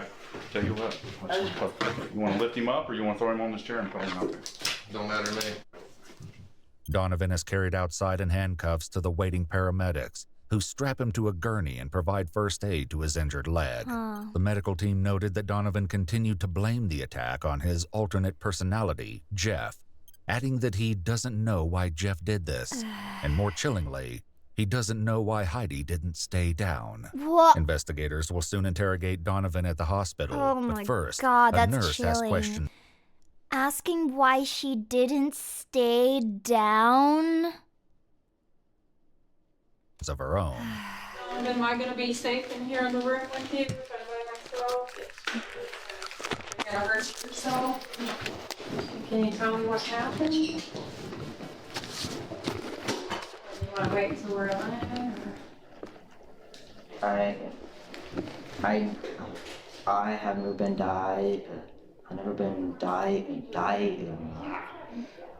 diagnosed. No. Basically, the easiest way I can say it is multiple personality. But really, Everything about this interaction just on his end feels so like faked and rehearsed. I just can't explain it. Because like multiple personality, like They're usually not aware. they just talk to you.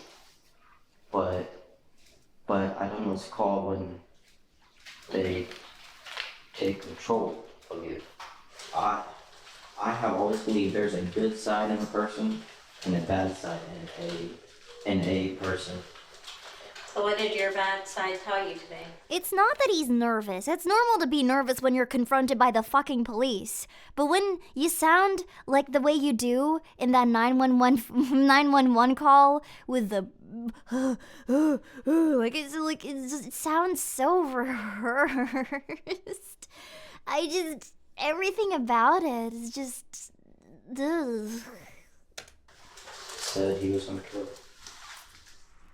Her next question is followed by... No, I agree. It's the difference in the way, in the very real reaction of the dad and the complete apathy and almost comedically terrible attempt to cover his ass on the part of the son. You can see it in how he's fucking staring at the camera right now. A startling revelation from Donovan, who Gross clarifies that the self-diagnosing. victim is his stepmother. The other person that you heard, was it a family member or who was it? It was my mother. Your mother, okay. Well, my stepmother. Stepmother, okay. I don't really know where my actual mother is. Okay. Did she go to a different hospital or? No, she's no longer there. Officers photographed Donovan's wounds and blood-stained clothing before reading his Miranda rights. Afterward, they begin diving into the harrowing mystery of the day's events and what may have triggered his sudden, violent outburst. Anything happened today at school? No. Did you have a bad day today or anything? Or how was school? School was totally fine. Investigators would later ask a similar question to his classmate and best friend Tatum, seemingly in an attempt to uncover any clues or warning signs that may have hinted at what was to come. Have you noticed any changes in Tatum, T-A-E-T-U-M, Tatum. Okay. Donovan's behavior recently? Sure. No, actually, if anything, he seemed a little bit happier, like at school. However, while Donovan was in the library the morning of the killing, another student named Jake approached his table after being aggravated by a fellow classmate. In his anger, he asked Donovan if he'd ever been so mad at someone he wanted to beat them up. Donovan eerily replied, "No, but I would stab someone." The student shrugged it off as a joke, unaware of the brutal acts that would take place later that evening.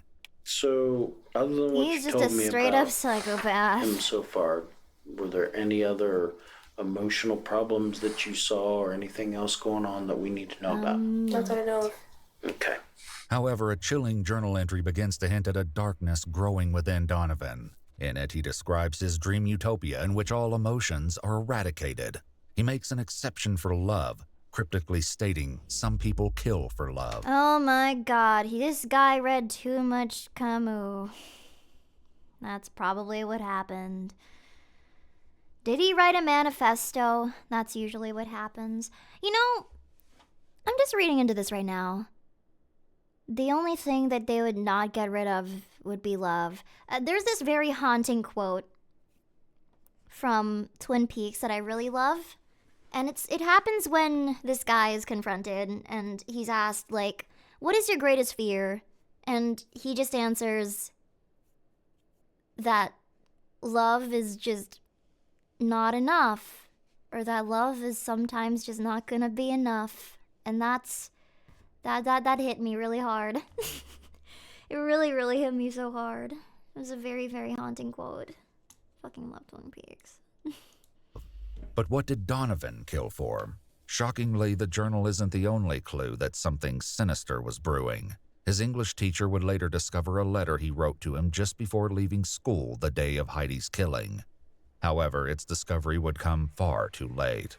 For now, investigators focus on what happened when Donovan returned home. All right. So, tell me about coming home from school. What did you do after you came home from school? I took a nap. You took a nap. So you got home at 3, you took a nap. How long did you sleep? I'm gonna say about like an hour. So it was supposed to be for a half hour. Took a nap and then killed his mom. You know what? We should ban kindergarten naps. We should just get rid of all of them. Get rid of all of them. No more kindergarten naps. They're breeding murderers. So you took a nap. Why do you say it was supposed to be for a half hour? Who told you it was supposed to be a half hour? My stepmom. Okay. First, I asked if it could be a half hour. She said yeah. So I kind of oversaid it. Then what happened? After I woke up, I started cleaning my room. Then I kind of think Chip wanted to come on. Do you guys think that he's gonna get... What do you think is gonna happen to this guy? Without Googling, what do you think is gonna happen to this guy? And then who? What do you think? Jeff wanted to, Did you ever tell Dad or stepmom about Jeff? Why not? You're too goon-brained and think he fell in love with his stepmom.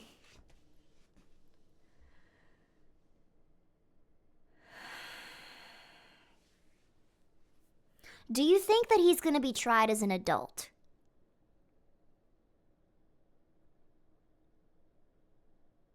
Do you think he's gonna end up in asylum? That kind of thing. What do you think is gonna happen to him? Because I was afraid they wouldn't believe me. Okay. And think I'll just be doing it for attention or something. Did you tell anybody else about Jeff? I told the press. I told Jeff. Who's the two people? After reassurance from the officer that he just wants to ask them questions, he reluctantly gives him 2 names. The confusion about his mental and because he's only 14, that's young to get tried as an adult. I'm just wondering what kind of crazy Ohio things they might pull. And whether they'll be more lenient or less lenient to, towards him. And my really close person friend. Magical Ohio things. My girlfriend. Who's that? Madison. Madison? The thing is, she's an idiot. You wouldn't know my girlfriend. She goes to another school. She lives in Canada. She actually no. You know, I'm in Ohio. She lives in California. She's what? She's in a different school. Okay, she didn't go to school out there? Where does she live? West. So how did you tell her? Phone? Yeah. Told her on Discord. I have no idea. How do you know her? Well, kind of embarrassing. But like... It's gonna be through a creepypasta forum. Or something. Or roleplay, or something... Either via Facebook or... online. Oh, okay. Tatum would later share with officers her personal thoughts about the mysterious Jeff. When she's asked what Donovan's behavior is like when the alternate personality takes over, her reply raises more questions than answers. I don't know what he does when it happens. I've never been there when it has. I've only known him as Donovan. Do you believe he had a split personality, or you think this was just a fantasy thing for him to get attention? Something like that? I don't think it was for attention. Like, I believe that it probably could have happened. Though she claims to have never witnessed this alternate persona for herself, bone-chilling evidence would contradict these claims. In a text exchange later uncovered between Tatum and Donovan, he acts as Jeff, calling himself the devil's child and anything but holy. He also makes disturbing requests for the courage to stab someone 67 times and tells Tatum he's a lot different than Donovan, who would never kill anyone. For now, Jeff remains an enigma. Just typical texts between 14-year-olds, apparently. I don't know why he specifically stated 67 times, but doesn't really help his case. Investigators unaware of how deeply disturbing the truth of his identity will reveal itself to be. Meanwhile, Donovan continues to elaborate on what happened next. So, you're cleaning your room and you say Jeff wants to come out. Mm-hmm. Can you describe Jeff to me? How does Jeff act? He's homicidal. Tell us more about your roleplay persona that just got way too out of hand. Tell us more, edgy 14-year-old boy. Well, he laughs about things that he did today.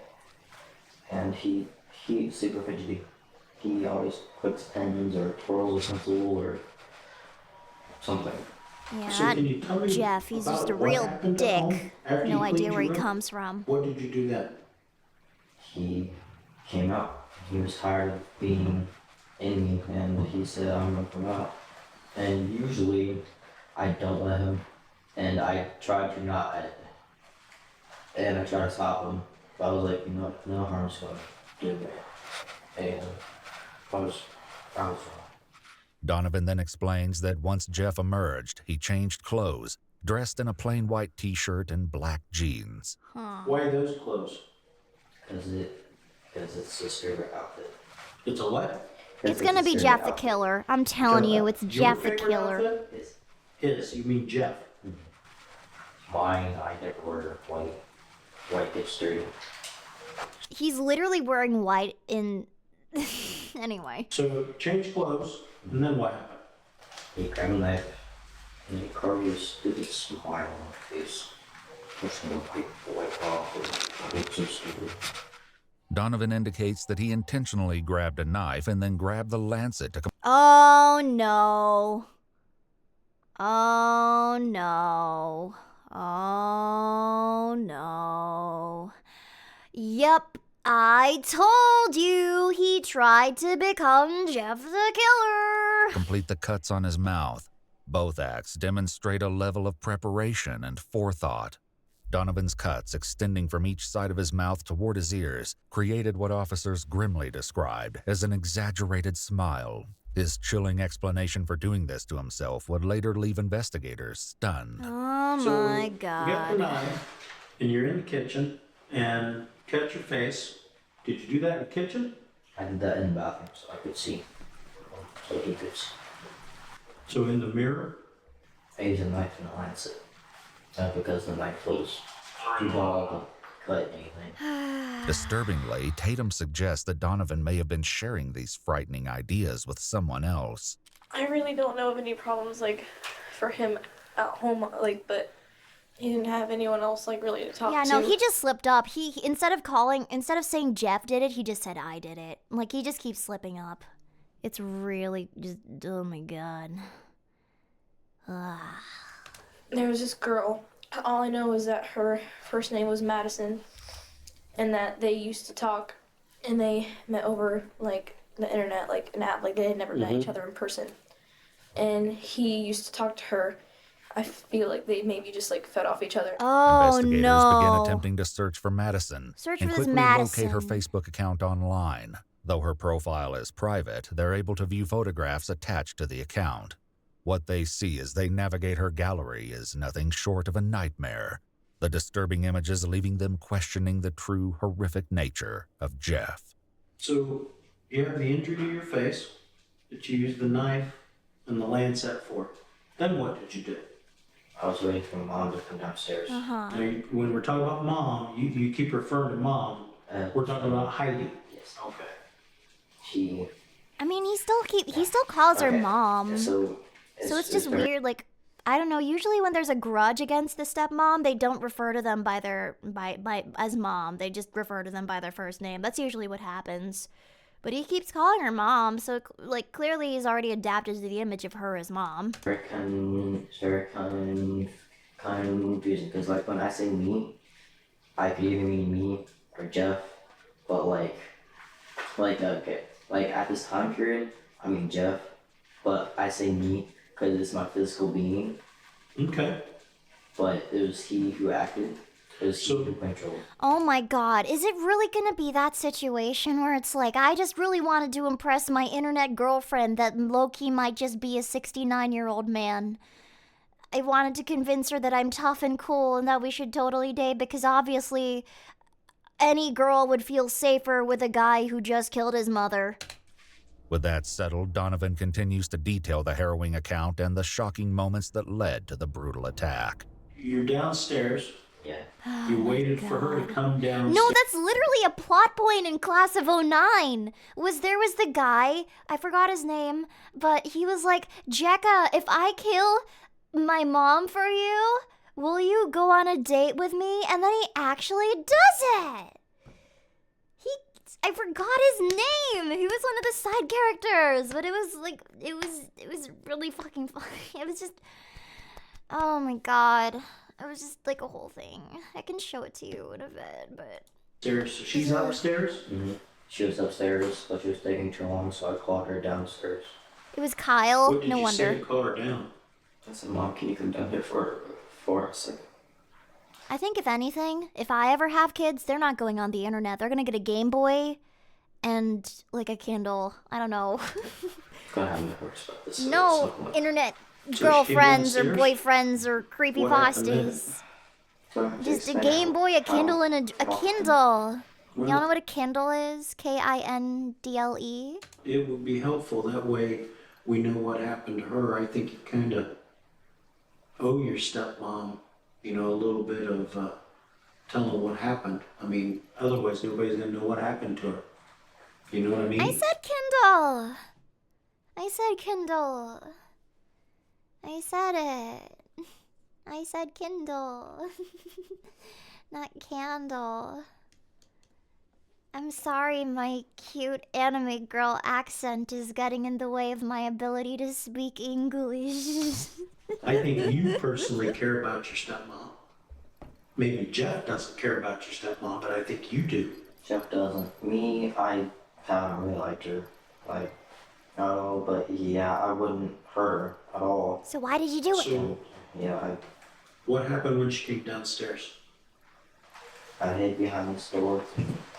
So when she would walk by, I could just easily. Mm-hmm. Yeah. Where was the door? The door was in the living room. Okay, wait, no. I keep going on tangents. I'm so sorry. But if I ever had a kid, I would want them to end up like this. Not that I would try to mold them into becoming anything, but this would be really sweet. There's a character by this guy called Slappable Jerk, called Guy Who Was Raised by His Grandparents, and he's just the best. He's just the greatest. Let's see. Here we go. Well, you must feel like you got... I'll show you. I just think he's great. I'm sorry I keep going on tangents. I'm so sorry. But it's this guy. He's just a very likable character. hit by a trolley cart. Not to worry, Michael.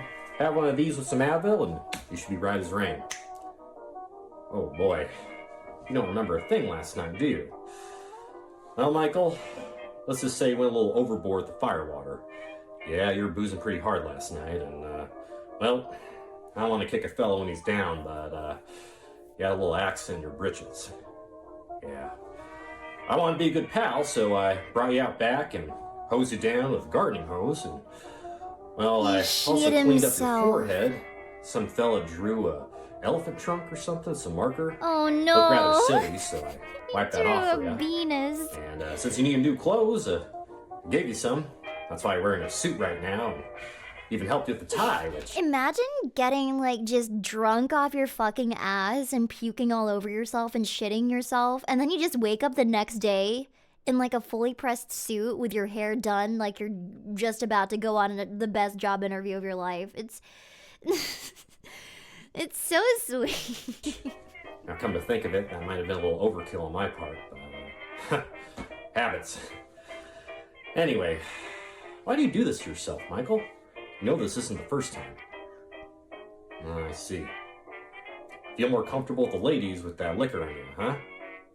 Yeah. My grandpa likes to call it liquid courage, so I hear what you're saying, but, let me tell you something, Michael. I'm gonna give it to you straight, and I'm gonna use some foul language, so... Oh no, what's the foul language? If you're a lady, would you rather talk to a guy who's a little awkward or sober? With a guy who's the life of the party, but, shit his pants. Wait, no, don't look at my secrets. Don't look at my secrets. Oh, don't look at my YouTube recommendeds. You totally didn't see Club Penguin ASMR. What are you talking about? No, you didn't see shit. You didn't see shit. Don't look at my recommendeds, please. Not my Club Penguin ASMR. It's my new hyperfixation. Anyway, let's get back to the really sad, intimidating video. It's the right side door that has the glass. You didn't realize until I pushed. Fuck. This keeps happening. Anyways, when she came by, I kind of had like a panic attack because I can't believe Jeff was making me do that. So what happened after that? You said she came by. What happened after she came by? And I'm glad that he did this, but he hugged her. He did. And then after he hugged her, Mom was like, "Why'd you touch your face?" So what happened then? He began.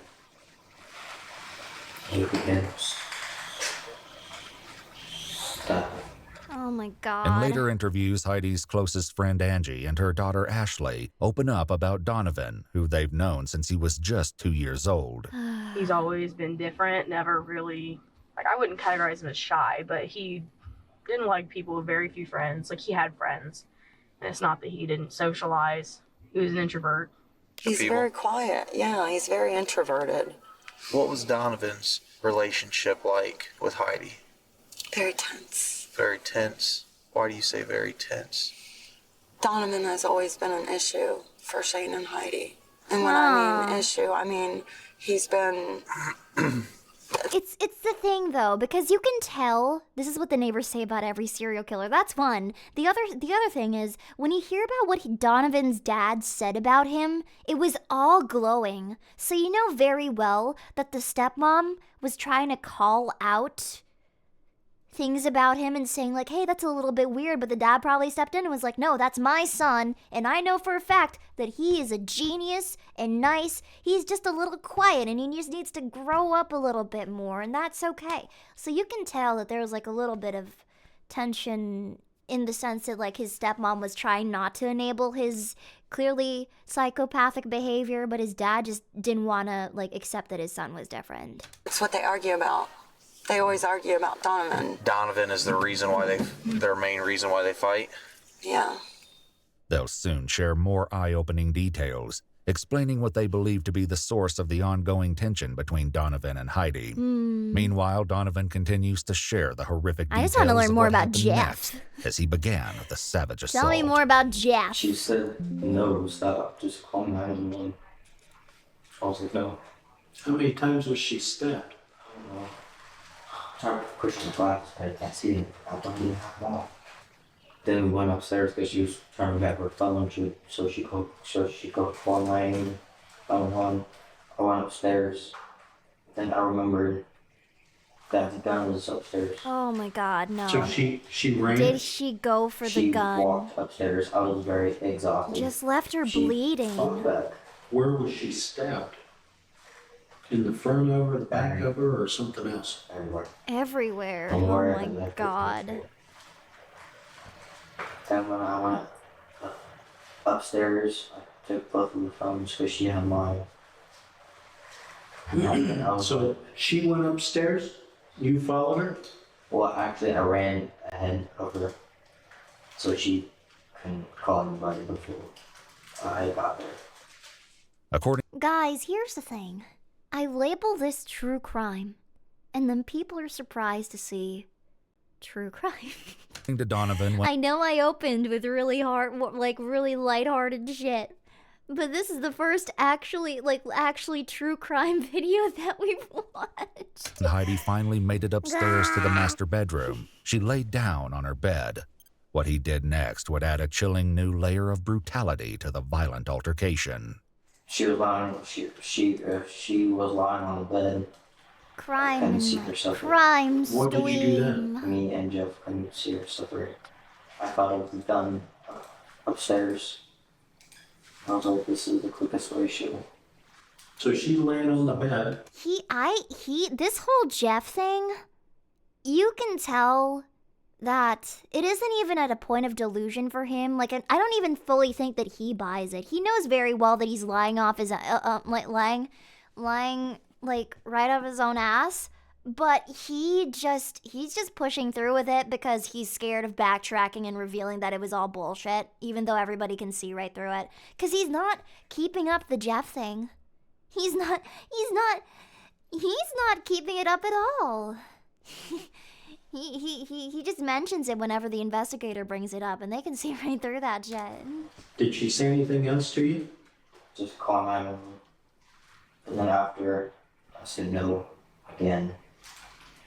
I shot her and hit him. It had to be an accident. He would not. I know they argued a lot. She was very frustrated. And you said it had to be an accident? That's what I believe, yes. I don't think that either one of them know they get mad at each other. I don't think that they would ever hurt each other. Not intentionally. Kids and parents, they argue. They fight. Did the bullet strike her? How far away from her head were you? But we both wanted her to stop suffering. Jeff, likes to do this, but he doesn't like it. But he doesn't like when people suffer. And which hand did you hold the gun in? Well, both. I used to pull the trigger. I used both so I could aim and also not to shoot close. A coroner's report would confirm. How do you accidentally stab somebody and then proceed to accidentally shoot them? At that point, it's pure cope, and a lot of it is really just them being in such shock over the situation that they just can't imagine it. Because that's what real grief looks like. You don't see any denial or remorse or any kind of emotion other than complete apathy or just a resignation of it, towards his fate in this guy's voice. You can see all the normal human and very, I would say empathetic reactions from literally everybody else involved in this situation other than the guy that actually did the crime. And, oh, fuck. I don't know. I feel like maybe he might have been tried as an adult, but maybe he got like parole and is like rocking free, and that's terrifying. The idea of it is so terrifying to me, and it's all because he's fucking 14. The cause of death is a gunshot wound to the head, with more than 60 multiple sharp force injuries to her body. A tip of the knife blade was also extracted from her skull, while the firearm was located on the bed, lying next to her body. Did you know any history of any anger issues, any mental illness, any, depression, anxiety? She wanted to take him to a doctor. But the dad didn't let him. And her and Shane had talked about it. That's what they argued over, was getting him diagnosed. Because maybe he was going through a depression. The fact that he was withdrawing, it was like 3.5 years ago. She actually wanted to started to withdraw from them. Back at the hospital, the investigator urges Donovan to continue, and he soon explains the horrifying cause of the self-inflicted wound to his leg. So you threw the gun down on the bed beside her, and then you went back downstairs? Yes, I did. What did you do downstairs? I was gonna leave. Jeff was still taking control. I noticed my legs are hurting real bad, and it was all wet and slimy. I pulled up and there was a deep gash in my leg. I freaked out. How did you get the gash in your leg? While I was trying to hurt her, she fought back, and her legs were tangled and. Her what? Arm. Oh, legs. Yeah. So you're wrestling with her? Yeah. Did you end up on the ground? Yeah, we both did. He's just recounting it with such objective. A lot. And then and such an objective cadence. So calm. Where my legs were, I don't want to say it. Take a breath. It's okay. Take a deep breath. When I tried to hurt her, I hit my leg, but I didn't really feel anything because she was in a moment. So you stabbed yourself in the leg accidentally? As Angie and Ashley continue to elaborate on Heidi and Donovan's tense relationship, they delve deeper into what they believe may have been the root cause of their conflict. Everybody knows that there has been tension between them. And just by tension, like you said earlier, you just mean them not necessarily getting along because she wanted to. I know someone who has DID. They don't remember anything that happens when another personality is in control. They are separate people, essentially. He remembers everything because this Jeff thing is just fucking bullshit that he came up with to impress his internet girlfriend. That is probably a 69-year-old man. Discipline. Yes. And like any 14-year-old, you don't want to be disciplined. No. She would take the phone. His dad would give it back to him. Yeah. She would take the game system. 2 days later, his dad would give it back to him. Yeah. Or, he would be grounded, but his dad would go take him shopping and spend like $400 on him. Dang. It was an issue. He can be very he was absolutely coddled by his dad. His dad absolutely coddled him. Totally enabled all of this. Oh my god. Stepmom tried to intervene. Dad's pride wouldn't let it happen. Manipulative. He tries to get his way by getting up underneath your skin and kind of forcing you to do what he wants.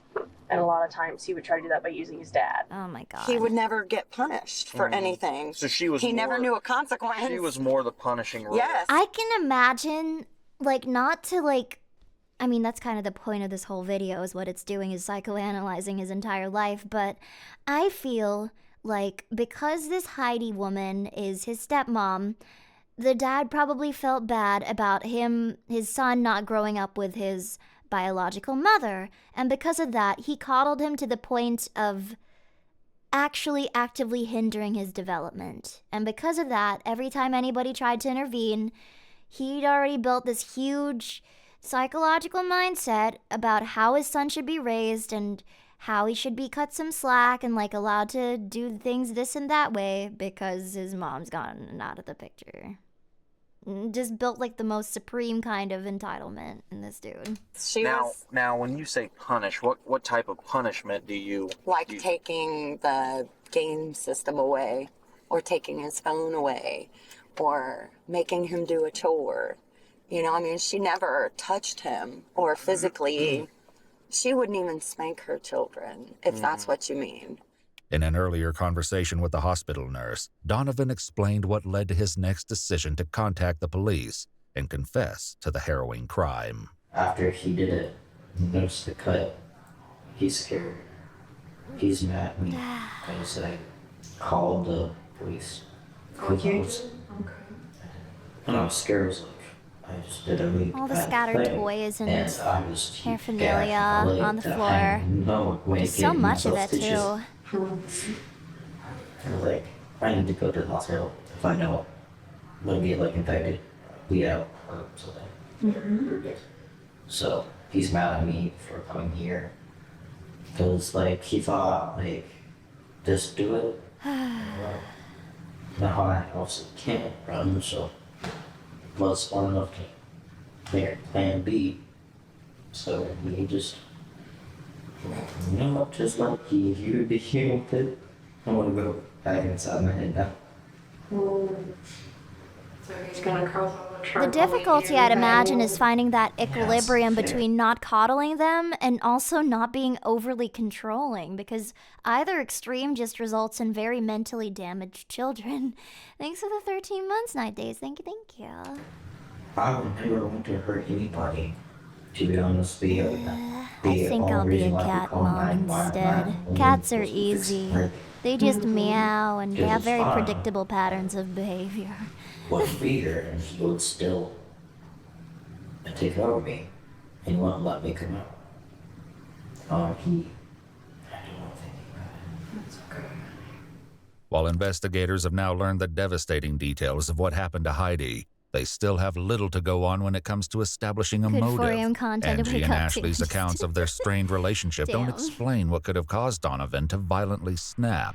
According to our analysis team member at EWU, while a host personality can be aware of alternate personalities, it's very unlikely for Says the the one who doesn't want their kid to surf the internet and only let them have a Game Boy. Have you ever heard of a thing called hyperbole? I would not restrict them. It's about setting a standard of behavior and not generating children that just mindlessly consume TikTok all day. You know? I do genuinely think that being on the internet too young did affect me in not so great ways. I probably would have preferred that my parents kept the internet away from me for a little bit longer, you know, because I had almost basically unrestricted access to the internet, and well, I don't know. I'm an anime girl on the internet. He successfully one-guyed me. I'm just being responsive to my chat because somebody came in here the other day and basically one-guyed me again and was like, you don't respond to your chat. So now out of spite, I'm responding to everybody. Exactly. So it's weird because it's I don't know. Everything happens for a reason, and if things didn't happen in the sequence that they did, I probably wouldn't have ended up here, but at the same time, I probably would have ended up here, you know? I probably would have host personality to be aware of specific you details guys that are occur great. when an alternate Y'all is are- taking y'all the are lead. lovely. Don't worry. If truly Don't an you alternate worry. personality existed, Donovan would not know the details and thought process of each step of the crime. So cut to your face, what's the significance of that? It was his smile. It's what? It was his smile. Do you watch a lot of movies? What other character has a smile like that? Oh, Jeff the Killer. That's I told you. Why did they get the most fucking anime-ass, nightcore-ass, fucking yaoi-ass visual of Jeff the Killer that exists? Why? Why? I already fucking knew it, but why did they have to pick that fucking picture? It looks like the cover of a fucking Nightcore. The Nightcore to freaking, I don't know, Angel with a Shotgun. Fucking, you'll never take me alive. But that's just a story. When I was a young boy, my father. What's that story? I'm not familiar That's what I with it. think. It's called Jeff. Shit like that. What's it about? It's about this kid. His name is Jeff. and he Nightcore Pierce the thing. Anyways, long story short, co-pigs bullied him and beat him. Oh my god. So he, it's crazy. So the first time he stabbed one, just to get away. Second time he was also defending himself, because they came back again and they were trying to kill him. Then I feel like this is a fairly recent case. I'd imagine it was probably, if I had to put a timestamp, between 2016 to 2018. Oh, literally 2017. No, like literally right between. Okay. Yeah, that makes sense. So that was 8 years ago. So this guy would be around 22 now, 23, 22. Yeah.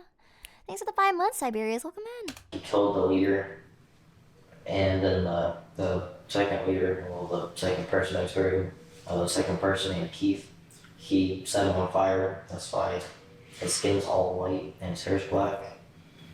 And then after he killed Randy, he snapped, and when he came back from the hospital, he was pure white. He had a white shirt, a white hoodie, black. I can already imagine the conversations with his fucking 14-year-old girlfriend. I'd imagine they probably had matching profile pictures where he had the anime yaoi-ass fucking Jeff the Killer as his profile picture on Discord, and she was like, I don't even know, like Misa Amane from Death Note or something like that. I'll be Jeff the Killer if you'll be my Jane the Killer. Yeah. Oh god. Let's make it a law that everybody between the ages of 12 and 17 just has all of their shit, like, just don't give them access to the internet. Pants. I came home and put a smile on. Creepypasta is both a website and a term for horror-related stories and images that are shared online. Donovan earlier explained his fascination with the website to the nurse, mentioning names that may be hauntingly familiar. I mean, I like the Creepypasta website, but I wasn't weird like this. What kind of, I mean, besides this Jeff on there? Thanks a What lot, else is AJ. on there? Jenna from Slenderman and Slenderman? Oh god. Slime Dog, Iris Jack, Ben Drowned, The Rake. Not fucking Ben drowned in the rake. Oh my It's god. it's really cool. Jeff the Killer won Stop showing this fucking yaoi-ass depiction of Jeff the Killer. It's the same as showing like a human version of Sans where he's all like buffed out and shit. It's just weird. Leave me alone. This character first began circulating as an image in 2008. Its disturbing origins widely disputed in online forums. Oh my The image has God. inspired many artists and even fan films. Another friend of Donovan's These are named all Skylar sheds drawn by more like light on 15-year-old Donovan's chilling girls that fascination. idolize He was him. kind of one of those people who, like, obsessed with scary stories.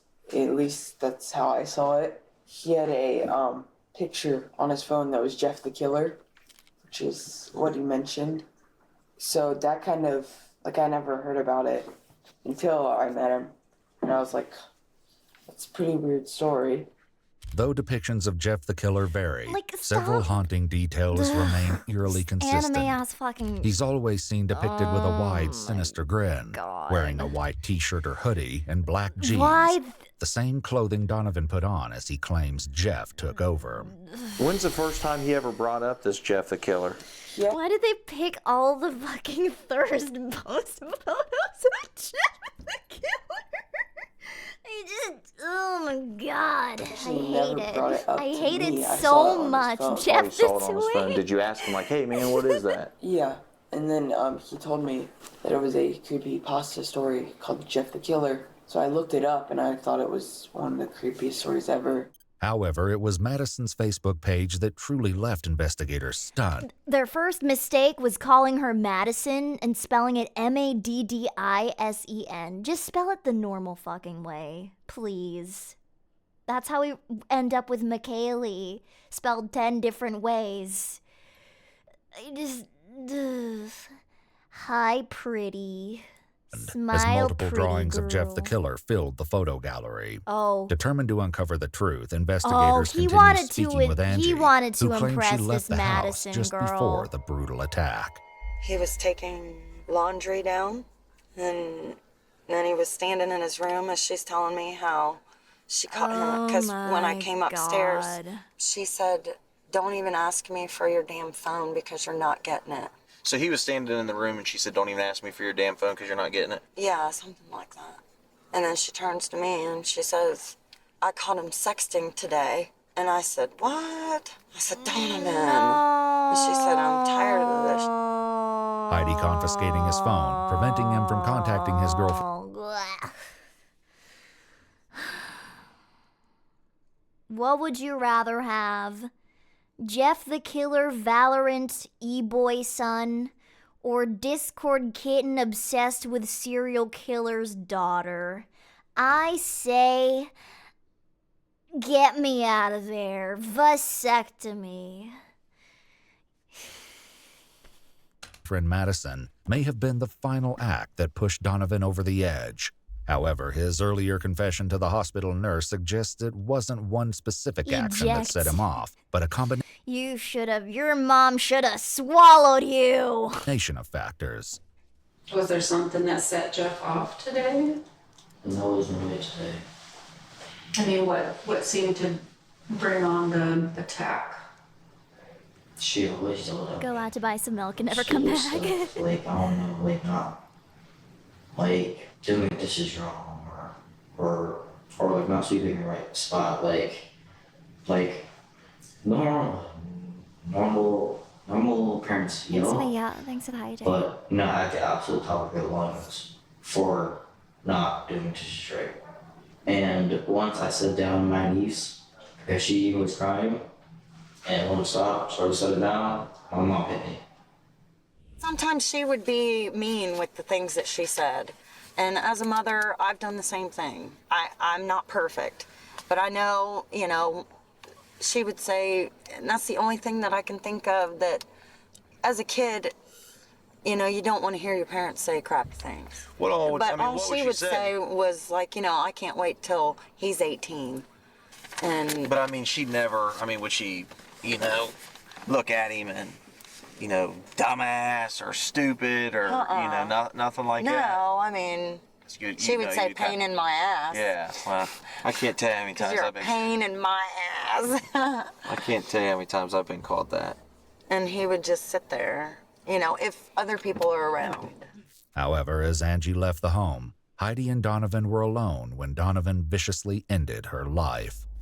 Later, Donovan's teacher contacted Flashing the fucking Jeff the Killer freaking anime. I the can't. detectives I can't, about I a can't. letter Donovan left for him They've gotten way before too much leaving mileage out of school that the day fucking of the photo. killing.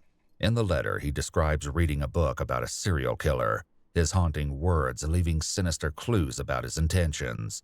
He claims killings are a part of human nature and can't be stopped. The letter and the glaring warning signs would be discovered far too late. This guy read Hobbes's Leviathan, but only like the first paragraph. He didn't read the part about like how people escape the state of nature by organizing as a fucking state. Like it's just human nature, and there's a reason why people just don't go around fucking killing people, and it's because there are things like legal institutions.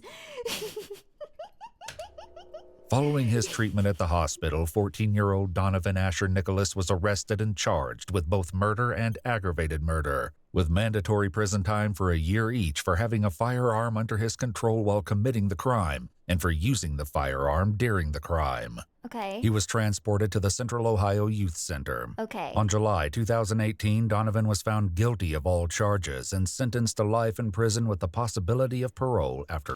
Life in prison with a possibility of parole after 25 years.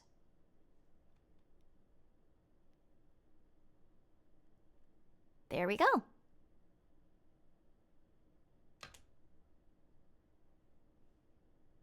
On June 15, 2023, the Ohio Supreme Court overturned the sentencing, stating that Donovan, a juvenile at the time of the crime, had his due process rights violated when the court used its discretion. Whatever, he was being creepy. Come on. God damn it, Ohio. Stop being weird. I don't care. He was creepy.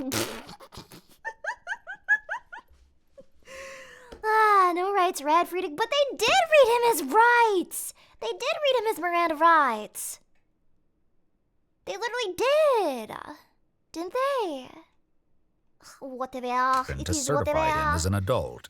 These records are confidential. While we haven't been able to verify these details, according to news reports, Donovan has been released from jail. Iwu reached out to Donovan's family to determine his whereabouts and didn't get any response. Who's willing to bet that his dad is just hiding him?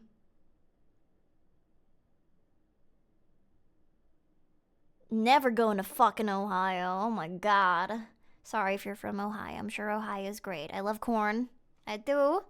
I like corn. Corn's cool. Go corn. Yeehaw. You need to move out of Ohio right now. Next video may be a happy one now. You want to watch a happy video about beef stew? Garlic mashed potatoes? Yeah, let's go. Oh yeah, baby. That'd be fun. Do I have enough influence as a content creator to be like, your challenge this week is to make one meal where blah blah blah blah blah. You know, like Chopped, where they give like random ingredients and you have to make something out of it. I could, whatever. You do it. It would be simple. I'd be like, make your finest chicken dish. Have you seen America's Worst Home Cooks? I haven't.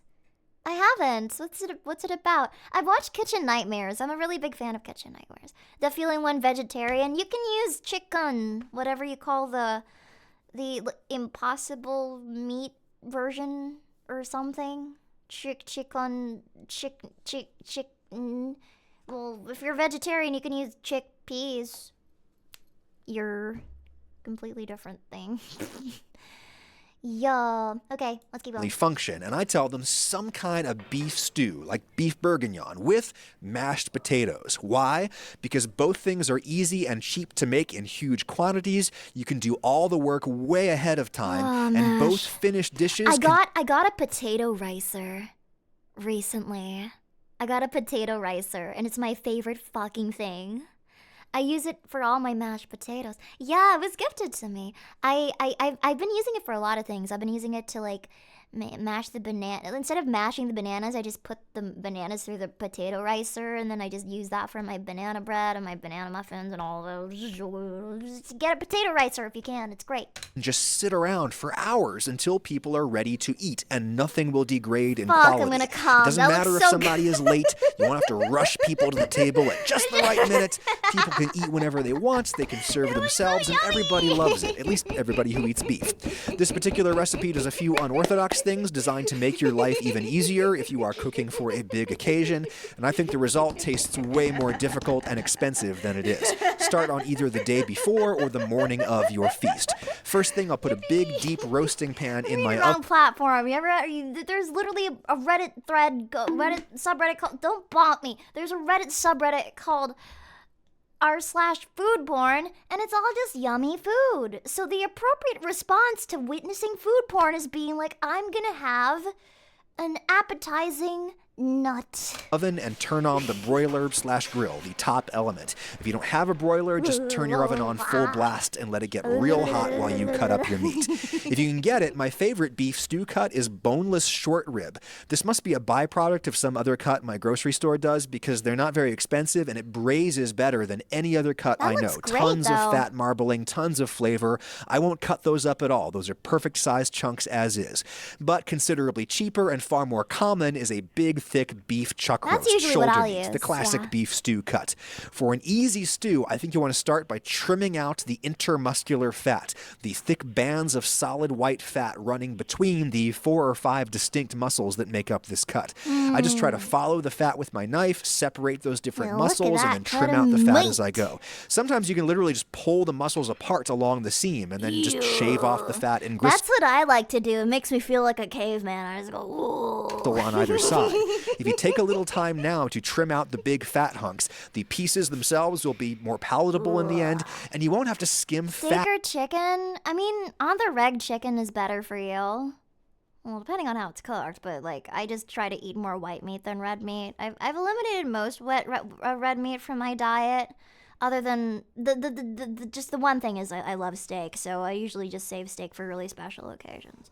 I specifically requested when I graduate from school, not as a VTuber, that I want to go to a steakhouse with my parents. So when I do that, I will share this steak that I have. It'll be real nice. I'm really excited. Fat off the sauce later. It's easier to get it out now. The intramuscular fat we want to keep, the fine white flecks inside the muscles. That's delicious, and it won't all melt out into the sauce. As you can see, I'm cutting this into huge chunks. I want big, hearty chunks in the end. The true crime, I'm sorry, I keep pausing. The true crime is that that's not in my mouth right now. The meat will shrink in half, at least over the course of the cooking. Post-trimming, I've got about 4 pounds of meat there, a little less than 2 I like kilos. my steak That should feed at medium least rare. 8 people with all the vegetables and potatoes. Leaning and I towards will rare, season it with salt extra and pepper, juicy. and then coat the pieces nom, lightly nom, in nom, oil. According to my experiments, it makes no difference whether you season the meat now or season the braising liquid later. The meat will absorb the salt no matter what over the hours in which it is braising. However, this is going to be a big, huge stew, and I have trouble eyeballing my seasoning with quantities that big. Therefore, I am simply using the raw, dry beef chunks as a visual guide. Just going to help me eyeball how much seasoning I need. When in doubt, be conservative, because we can always add more salt to the sauce at the end when we can taste it. Watching a video about like preparing meat after watching true crime feels diabolical in the funniest way. I don't know. At the oven, my roasting pan is rocket hot, and I will simply dump in my meat. It should sizzle on contact, and I will try to spread the chunks into an even layer. The oil will help it brown from the bottom and from the top under the heat of the broiler. In my tests, the broiler has done a better job of browning meat quickly than your normal roasting or baking settings. But I don't like think any broiling. oven setting I don't like browns meat broiling as very well as you can by frying it off on the stovetop, but if we do it in the oven, we can do it all in one batch. The splatter and the smell is more contained, and we only have to heat up shit. one appliance, not 2. Oh Plus, my we are going to brown God. this some more at the very end. You'll see. Ugh, Here we are yeah. after 10 minutes, and I don't want to take much longer browning these. If I give these high heat for too long, the inside of the meat will cook and go gray. I want it to stay pink to the end. So now, for flavor and thickening, I'm stirring in enough flour to coat all the meat. It ended up being about half a cup of flour. Mixed with the rendered fat in there, this is a crude but effective way of making a roux. And for flavor, I need to let the flour brown for a bit, so back the pan goes under the broiler. 5 minutes later, I can see and smell that flour is browning, so I'll reach in and squeeze on some tomato paste. I want Wait, that why are you squeezing it like that? You got it all splattering all over everywhere. You're making such a that mess. flour Why is is browning, it just so I'll reach in and squeeze on some tomato paste. Why like I want that? You can't just splat it like that. You have to be decisive with it. You gotta be clean with it. Come on, you can't just get it all over the place. that to brown a little too for flavor and for color, but it tends to burn real that? fast, so 3 minutes later, Adam? I'm calling that good enough. At this point, I can turn my broiler off. I'm done with it. I'm not calling this beef bourguignon because I don't want any trouble with the people who gatekeep that term, but I am using red wine about a third of the way up the side of the meat. I'll braise beef in straight white wine, but I think red wine tends to be too strong and bitter in the end if you don't cut it with water or stock. Water or stock until there's liquid coming 2/3 of the way up the side. You think he splattered the sauce like that because he didn't want to burn his hands? No, I call that weakness. Because you know what? I grew up with a bunch of Indian friends, and I've seen their mom literally grab naan by their hand and just flip it. They don't even fear heat. They fear nothing. She doesn't use a spatula. She just grabs it with her fucking hand and flips it over. He is weak.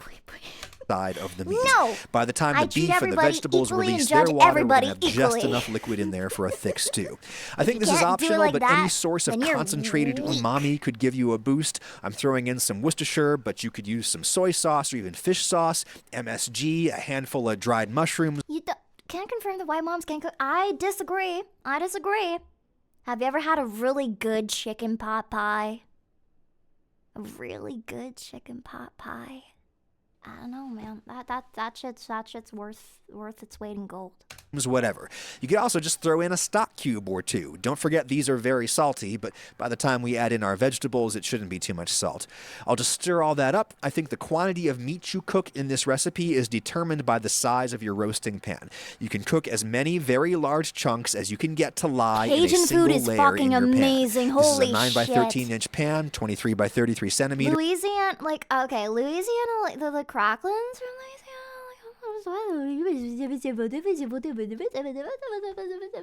But you could do even more beef with a bigger pan.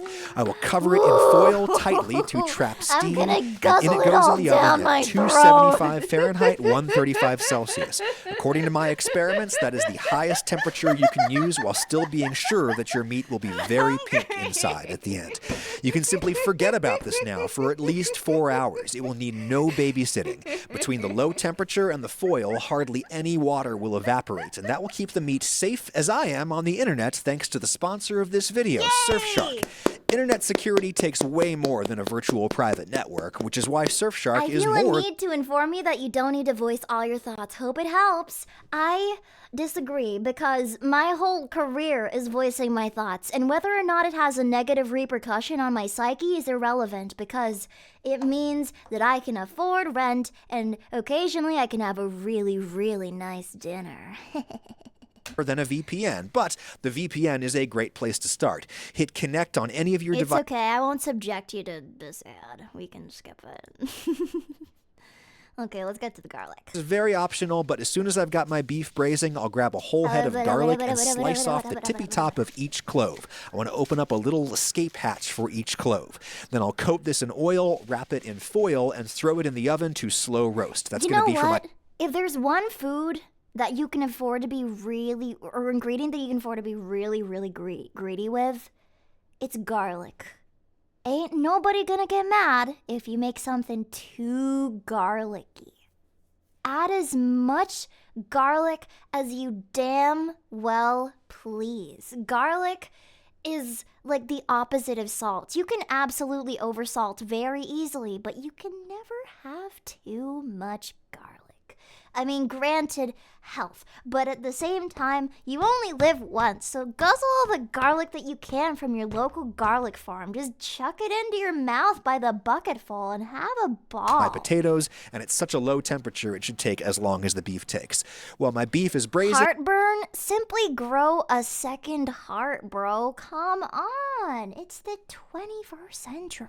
I can prep my vegetables at a leisurely pace. I've got a pound of carrots. I like to peel them, but you don't have to. One advantage of not peeling them is that if they get overcooked, the peel kind of holds the piece together. So there's pros and cons either way, but I'd suggest big hearty pieces because they look cool, especially when you cut them at an angle. Plus, big pieces are less likely to go mushy. I'm going to do a couple of stalks of celery today. Celery is controversial in my house, but I love it. And it's particularly good for the flavor that it contributes to the sauce. I'm ambivalent on If celery. you want that flavor without the chunks of eat it if celery, it's there, use some but it's celery not my seed. favorite. I've also got a handful of garlic here that I will smash and peel. Lately, I've been putting smashed whole cloves into my stews. They're super sweet by the time you're done cooking them, and they're good to eat whole.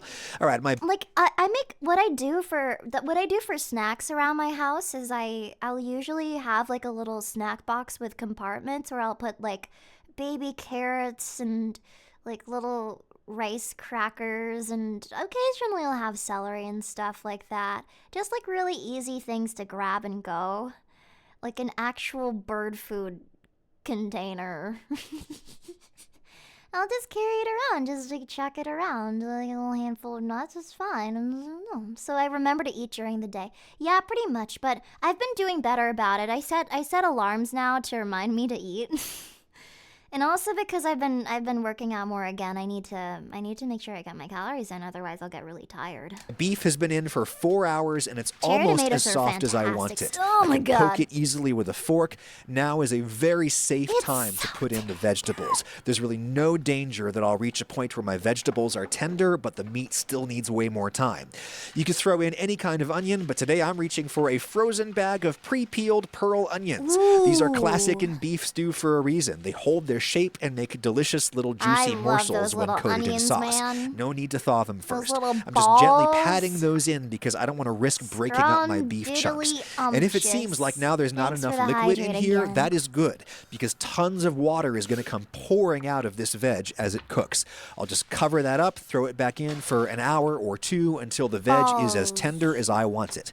Meanwhile, I can do my potatoes. I've got about 5 pounds of potatoes, a little bit more than 2 kilos. And for mash, I often like a mixture of waxy potatoes Yes, and you gotta mealy mix / it up. floury You got that potatoes. shit More often they're called down baking at potatoes here in the emergency. States, and their skins are disgusting when boiled, like wet paper Fry bag. 'em, I will mash 'em, definitely stick peel 'em in those a before cutting into big stew. chunks for even and rapid cooking. These red waxy potatoes I will not peel. Their skins are much thinner, the texture is unobtrusive in the mash, and I think they make it look real pretty. In that goes to a big pot, cover with water. I am a real wait, I can't say that on Twitch. I am a real fan of truffle fries. I was gonna say something else. I'm a big fan of truffle fries. They're very good. Bring to a boil and cook until you can very easily You pierce the dislike truffle oil? That's fine. Send all the truffles you find to me. I will guzzle them all down happily and die in it. pieces with a fork. It's also a good sign if you see the skin. There's one thing about me that you guys should know, though. I'm not the biggest fan of pickled vegetables. So I'm like on kimchi, and I don't really like pickles very much. Yeah, or olives. Not the biggest fan of olives. I like olive oil, though. Yeah, I'm not the biggest fan of pickled vegetables for some reason. In the start. Yeah, so you can have my pickles, it's fine. Starting to peel off by themselves. These took 20 minutes and I'll just drain them through the pot lid. Colanders take up way too much space in the dishwasher. No, I You love can just hold these colanders. as is for a while or finish up the mash right now by throwing in just enough butter to make you feel shame. Casually throwing in 4 sticks of butter. Just enough butter to make you feel shame. Fuck it. We're here to live a good life, not a long life. We live and die like kings. Yes, that's a whole pound, 454 grams, but you could use less. And I'll throw in a little splash of milk to start with. I can always add more, but I can't take it out. Same deal with the salt, just one big pinch for now, especially considering that salted butter I've got in there. A bunch of pepper, and I'll just cover this for a sec while the butter That's melts. the one good and thing the about peppers, really. It's very rare that anybody will ever over-pepper their dish. It's easy again to over-salt, but over-peppering is really... It's residual really hard. heat. My burner is off. You could smash this however you'd like. Personally, I like whipped potatoes, and this is an especially easy method when you're making a very large quantity of potatoes. Give that a taste, needs more salt, and here is my head of garlic that's been slow roasting in the oven all day. Since I snipped off the tops of the cloves, I can just squeeze this like toothpaste in there, and now I've got this insanely strong, sweet flavor permeating my mash. Optional, but very nice. If you want your mash to be thinner, loosen it up with a little more milk. Keep in mind it'll be a little stiffer when it cools to eating temperature. And now that's done. Personally, I prefer egg noodles with beef stew, but cooked noodles get mushy if they sit around for too long. That mash will remain perfect all day. Just turn the burner on low underneath it to warm it up. Okay, so I'm going to use an additional thickener in my beef stew, and that will be unflavored gelatin. This replicates the sticky, glossy sauce texture they get in a French restaurant by using demi-glace, which is traditionally made by simmering roasted veal bones all day. This stuff is made from... I love these freaking Pyrex measuring cups. My mom has had the same one for like the past, like, I don't know. She inherited my grandma's one, which she's had for like 30, 40 years. And it's still got all the printing on it. Totally fine. It's been chucked into dishwashers, all sorts of shit. None of the labeling has slipped off. And you know why? It's because, like... That shit was made to last. Yeah, no, it's the capital P. It's the capital P Pyrex, not the shit that you get now. But like, I'm pretty sure that I'm probably gonna end up inheriting that because it's like that shit is made to last. The new stuff is just not the same. Lord knows what animals, maybe pigs. If that bothers you, look for kosher or halal. Wait, no, if you're fasting, feel free to step out. I don't want to tempt you. No, you're going through a journey. No, no, don't. Go be good and fast. Be good. Be good. Rama Bros. Avert your eyes, Rama Bros. No. Gelatin. I've got 2 quarter-ounce packets in there, 14 grams, and I will bloom those in just enough cold water to get it dissolved. You can skip this step. I often just scatter gelatin right into hot sauce. It'll clump in hot liquid, and you can stir the clumps until they dissolve, but my beef is so soft, I do not want to risk breaking it up as I stir in my gelatin, hence why I bloomed it first. This now will not clump and will hardly require any stirring. My stew has been cooking for about 6 hours total. I can taste my veg is perfectly tender to my liking, but if you want it softer, cook it some more.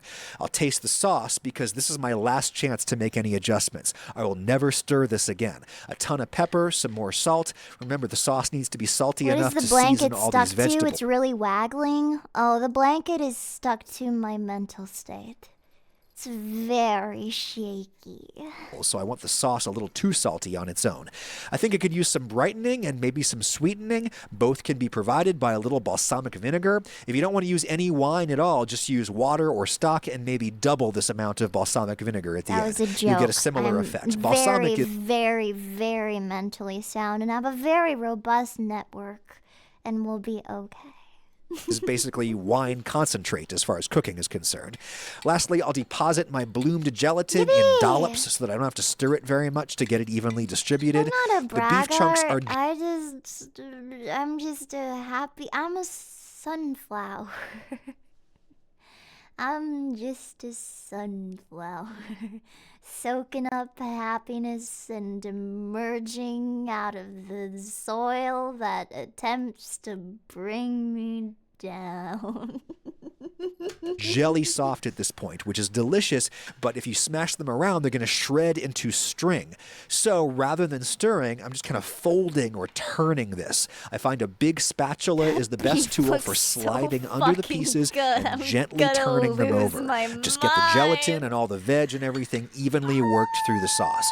You might ask why not put in the gelatin at the very beginning? Well, because gelatin breaks down in heat over time. A few minutes of boiling does not matter, but a whole day of cooking could make a difference. It might lose some of its thickening power. And because we were conservative about the amount of liquid we introduced in here, we do not have to fish all the beef out so we can reduce down the sauce. It's already reduced and concentrated. And since we trimmed the fat out of the meat at the beginning, we don't have to skim grease off of this sauce or run it through a gravy separator. Though you could now throw this in. You don't see any particulates. You don't need to skim anything off. Everything just looks so clean and the refrigerator until tomorrow just to hold it, and then you could pick off any solid bits of cold fat that settle on the top. Regardless, when you're about ready to eat, you can do the final step, which is to turn the broiler back on, that top element. This will reheat the stew and brown the top. This gets you outrageous flavor and a nice crispy texture on some of the meat and veg surface that will contrast beautifully with the soft texture of everything that's below the waterline. Heterogeneity. Keep an eye on it so nothing burns. I took mine out after about 15 minutes. Let it cool to eating temperature and the sauce will thicken up even more. Hey, that's a two-pan dinner. If either dish gets too cold before you actually eat, just turn the burners on low underneath them. It'll be like a chafing dish on a buffet line. You could serve this buffet style. People can just spoon on some mash, take whatever chunks they like. If they hate celery, they can leave it behind. Here's the thing. When you guys were growing up and you whenever you, assuming not everybody got home cooked meals growing up, but for those of you that did, how would it normally be served? Would it be served like buffet style where you ladle it onto your plate? Or do you just get did you usually just have plates that were like made and served? what would happen? Buffet? I assume everybody just did buffet. Yeah, because I see the movies where it's like the mom prepared like a very elaborate plate for everybody, and I was like, fuck that. My mom never did that unless it was fucking Christmas. And even then, she was like, after like a year, she was like, you fuckers can ladle your own fucking food on your plate. Mom would plate it up, but if you wanted seconds, you get it yourself. That's fair. There's a lot of love in plating the food. There's a lot of love in plating the food, for sure. Give them a serving spoon that is not slotted so they can spoon over some extra sauce. And I'd give them some fresh herbs to scatter on. Any herbs could work, but I'm reaching for the leaves from the celery that I used. It's one of my favorite finishing herbs. And there you go. It's a day of work, but it's easy work. Most of the cooking is totally passive. You've got a ton of very fancy food for very little money and very little stress because serving this is not time sensitive. You're not hustling people to the table being like, you must eat now before the crepes go mushy or whatever. You know the key to making appetizing food? A lot of it really is just having a lot of color on it. It's just, oh my god, I need to make this like yesterday. No, I wasn't gonna be making this. I didn't really. I don't have chuck roast right now, but I needed to bake because for some reason I've just started baking a lot for my family. I need to make some lemon squares after this. Cook time 32.6 hours. Yippee! 32.6 hours stream to make the best beef stew to ever beef stew. Fuck yeah, baby. Domesticated me? No. And then you won't be impressed by me because everybody knows that's the real goal, not like making other people happy or something. No. If you want a stew that's a little fancier and a little more chefy, might I suggest the beef bourguignon recipe recently posted by Brian Lagerstrom. It's linked in the description. I don't usually watch other food YouTubers because it just psychs me out, but I watch Brian sometimes. That was me for a long time. I wouldn't listen to a lot of other VAs because it would psych me out and I would get like really insecure, but now like I recognize the value in like listening and knowing like things that I like appreciate and just evaluating what I do. But before it used to really psych me out. I would get so insecure about like how my voice didn't sound like anybody else's that I would hear, and they would just like I would always be like, I don't know, what if I don't like it because it doesn't sound like mommy-ish and shit. So I get that. Anyway, this looks so fucking good. Should I just make beef stew today? Or this week? Yeah, I think that's what I'm gonna do. Tomorrow's like my kind of free day because I don't have to go to class. All I have to do is do some work. So I think I'll stop by the store and pick up some ingredients for beef stew. I am hungry. I'm also a little bit delusional, but that's always how I end up at the end of these fucking streams. Wait, what did you say? Finally, we figured out how to get you to do a subathon. No! I can... Okay, listen.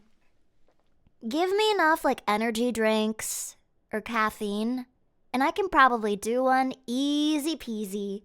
All I'm saying is that you might not like the person that I become on caffeine, so that's just a warning.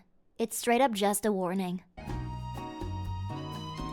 Anyway, that was fun.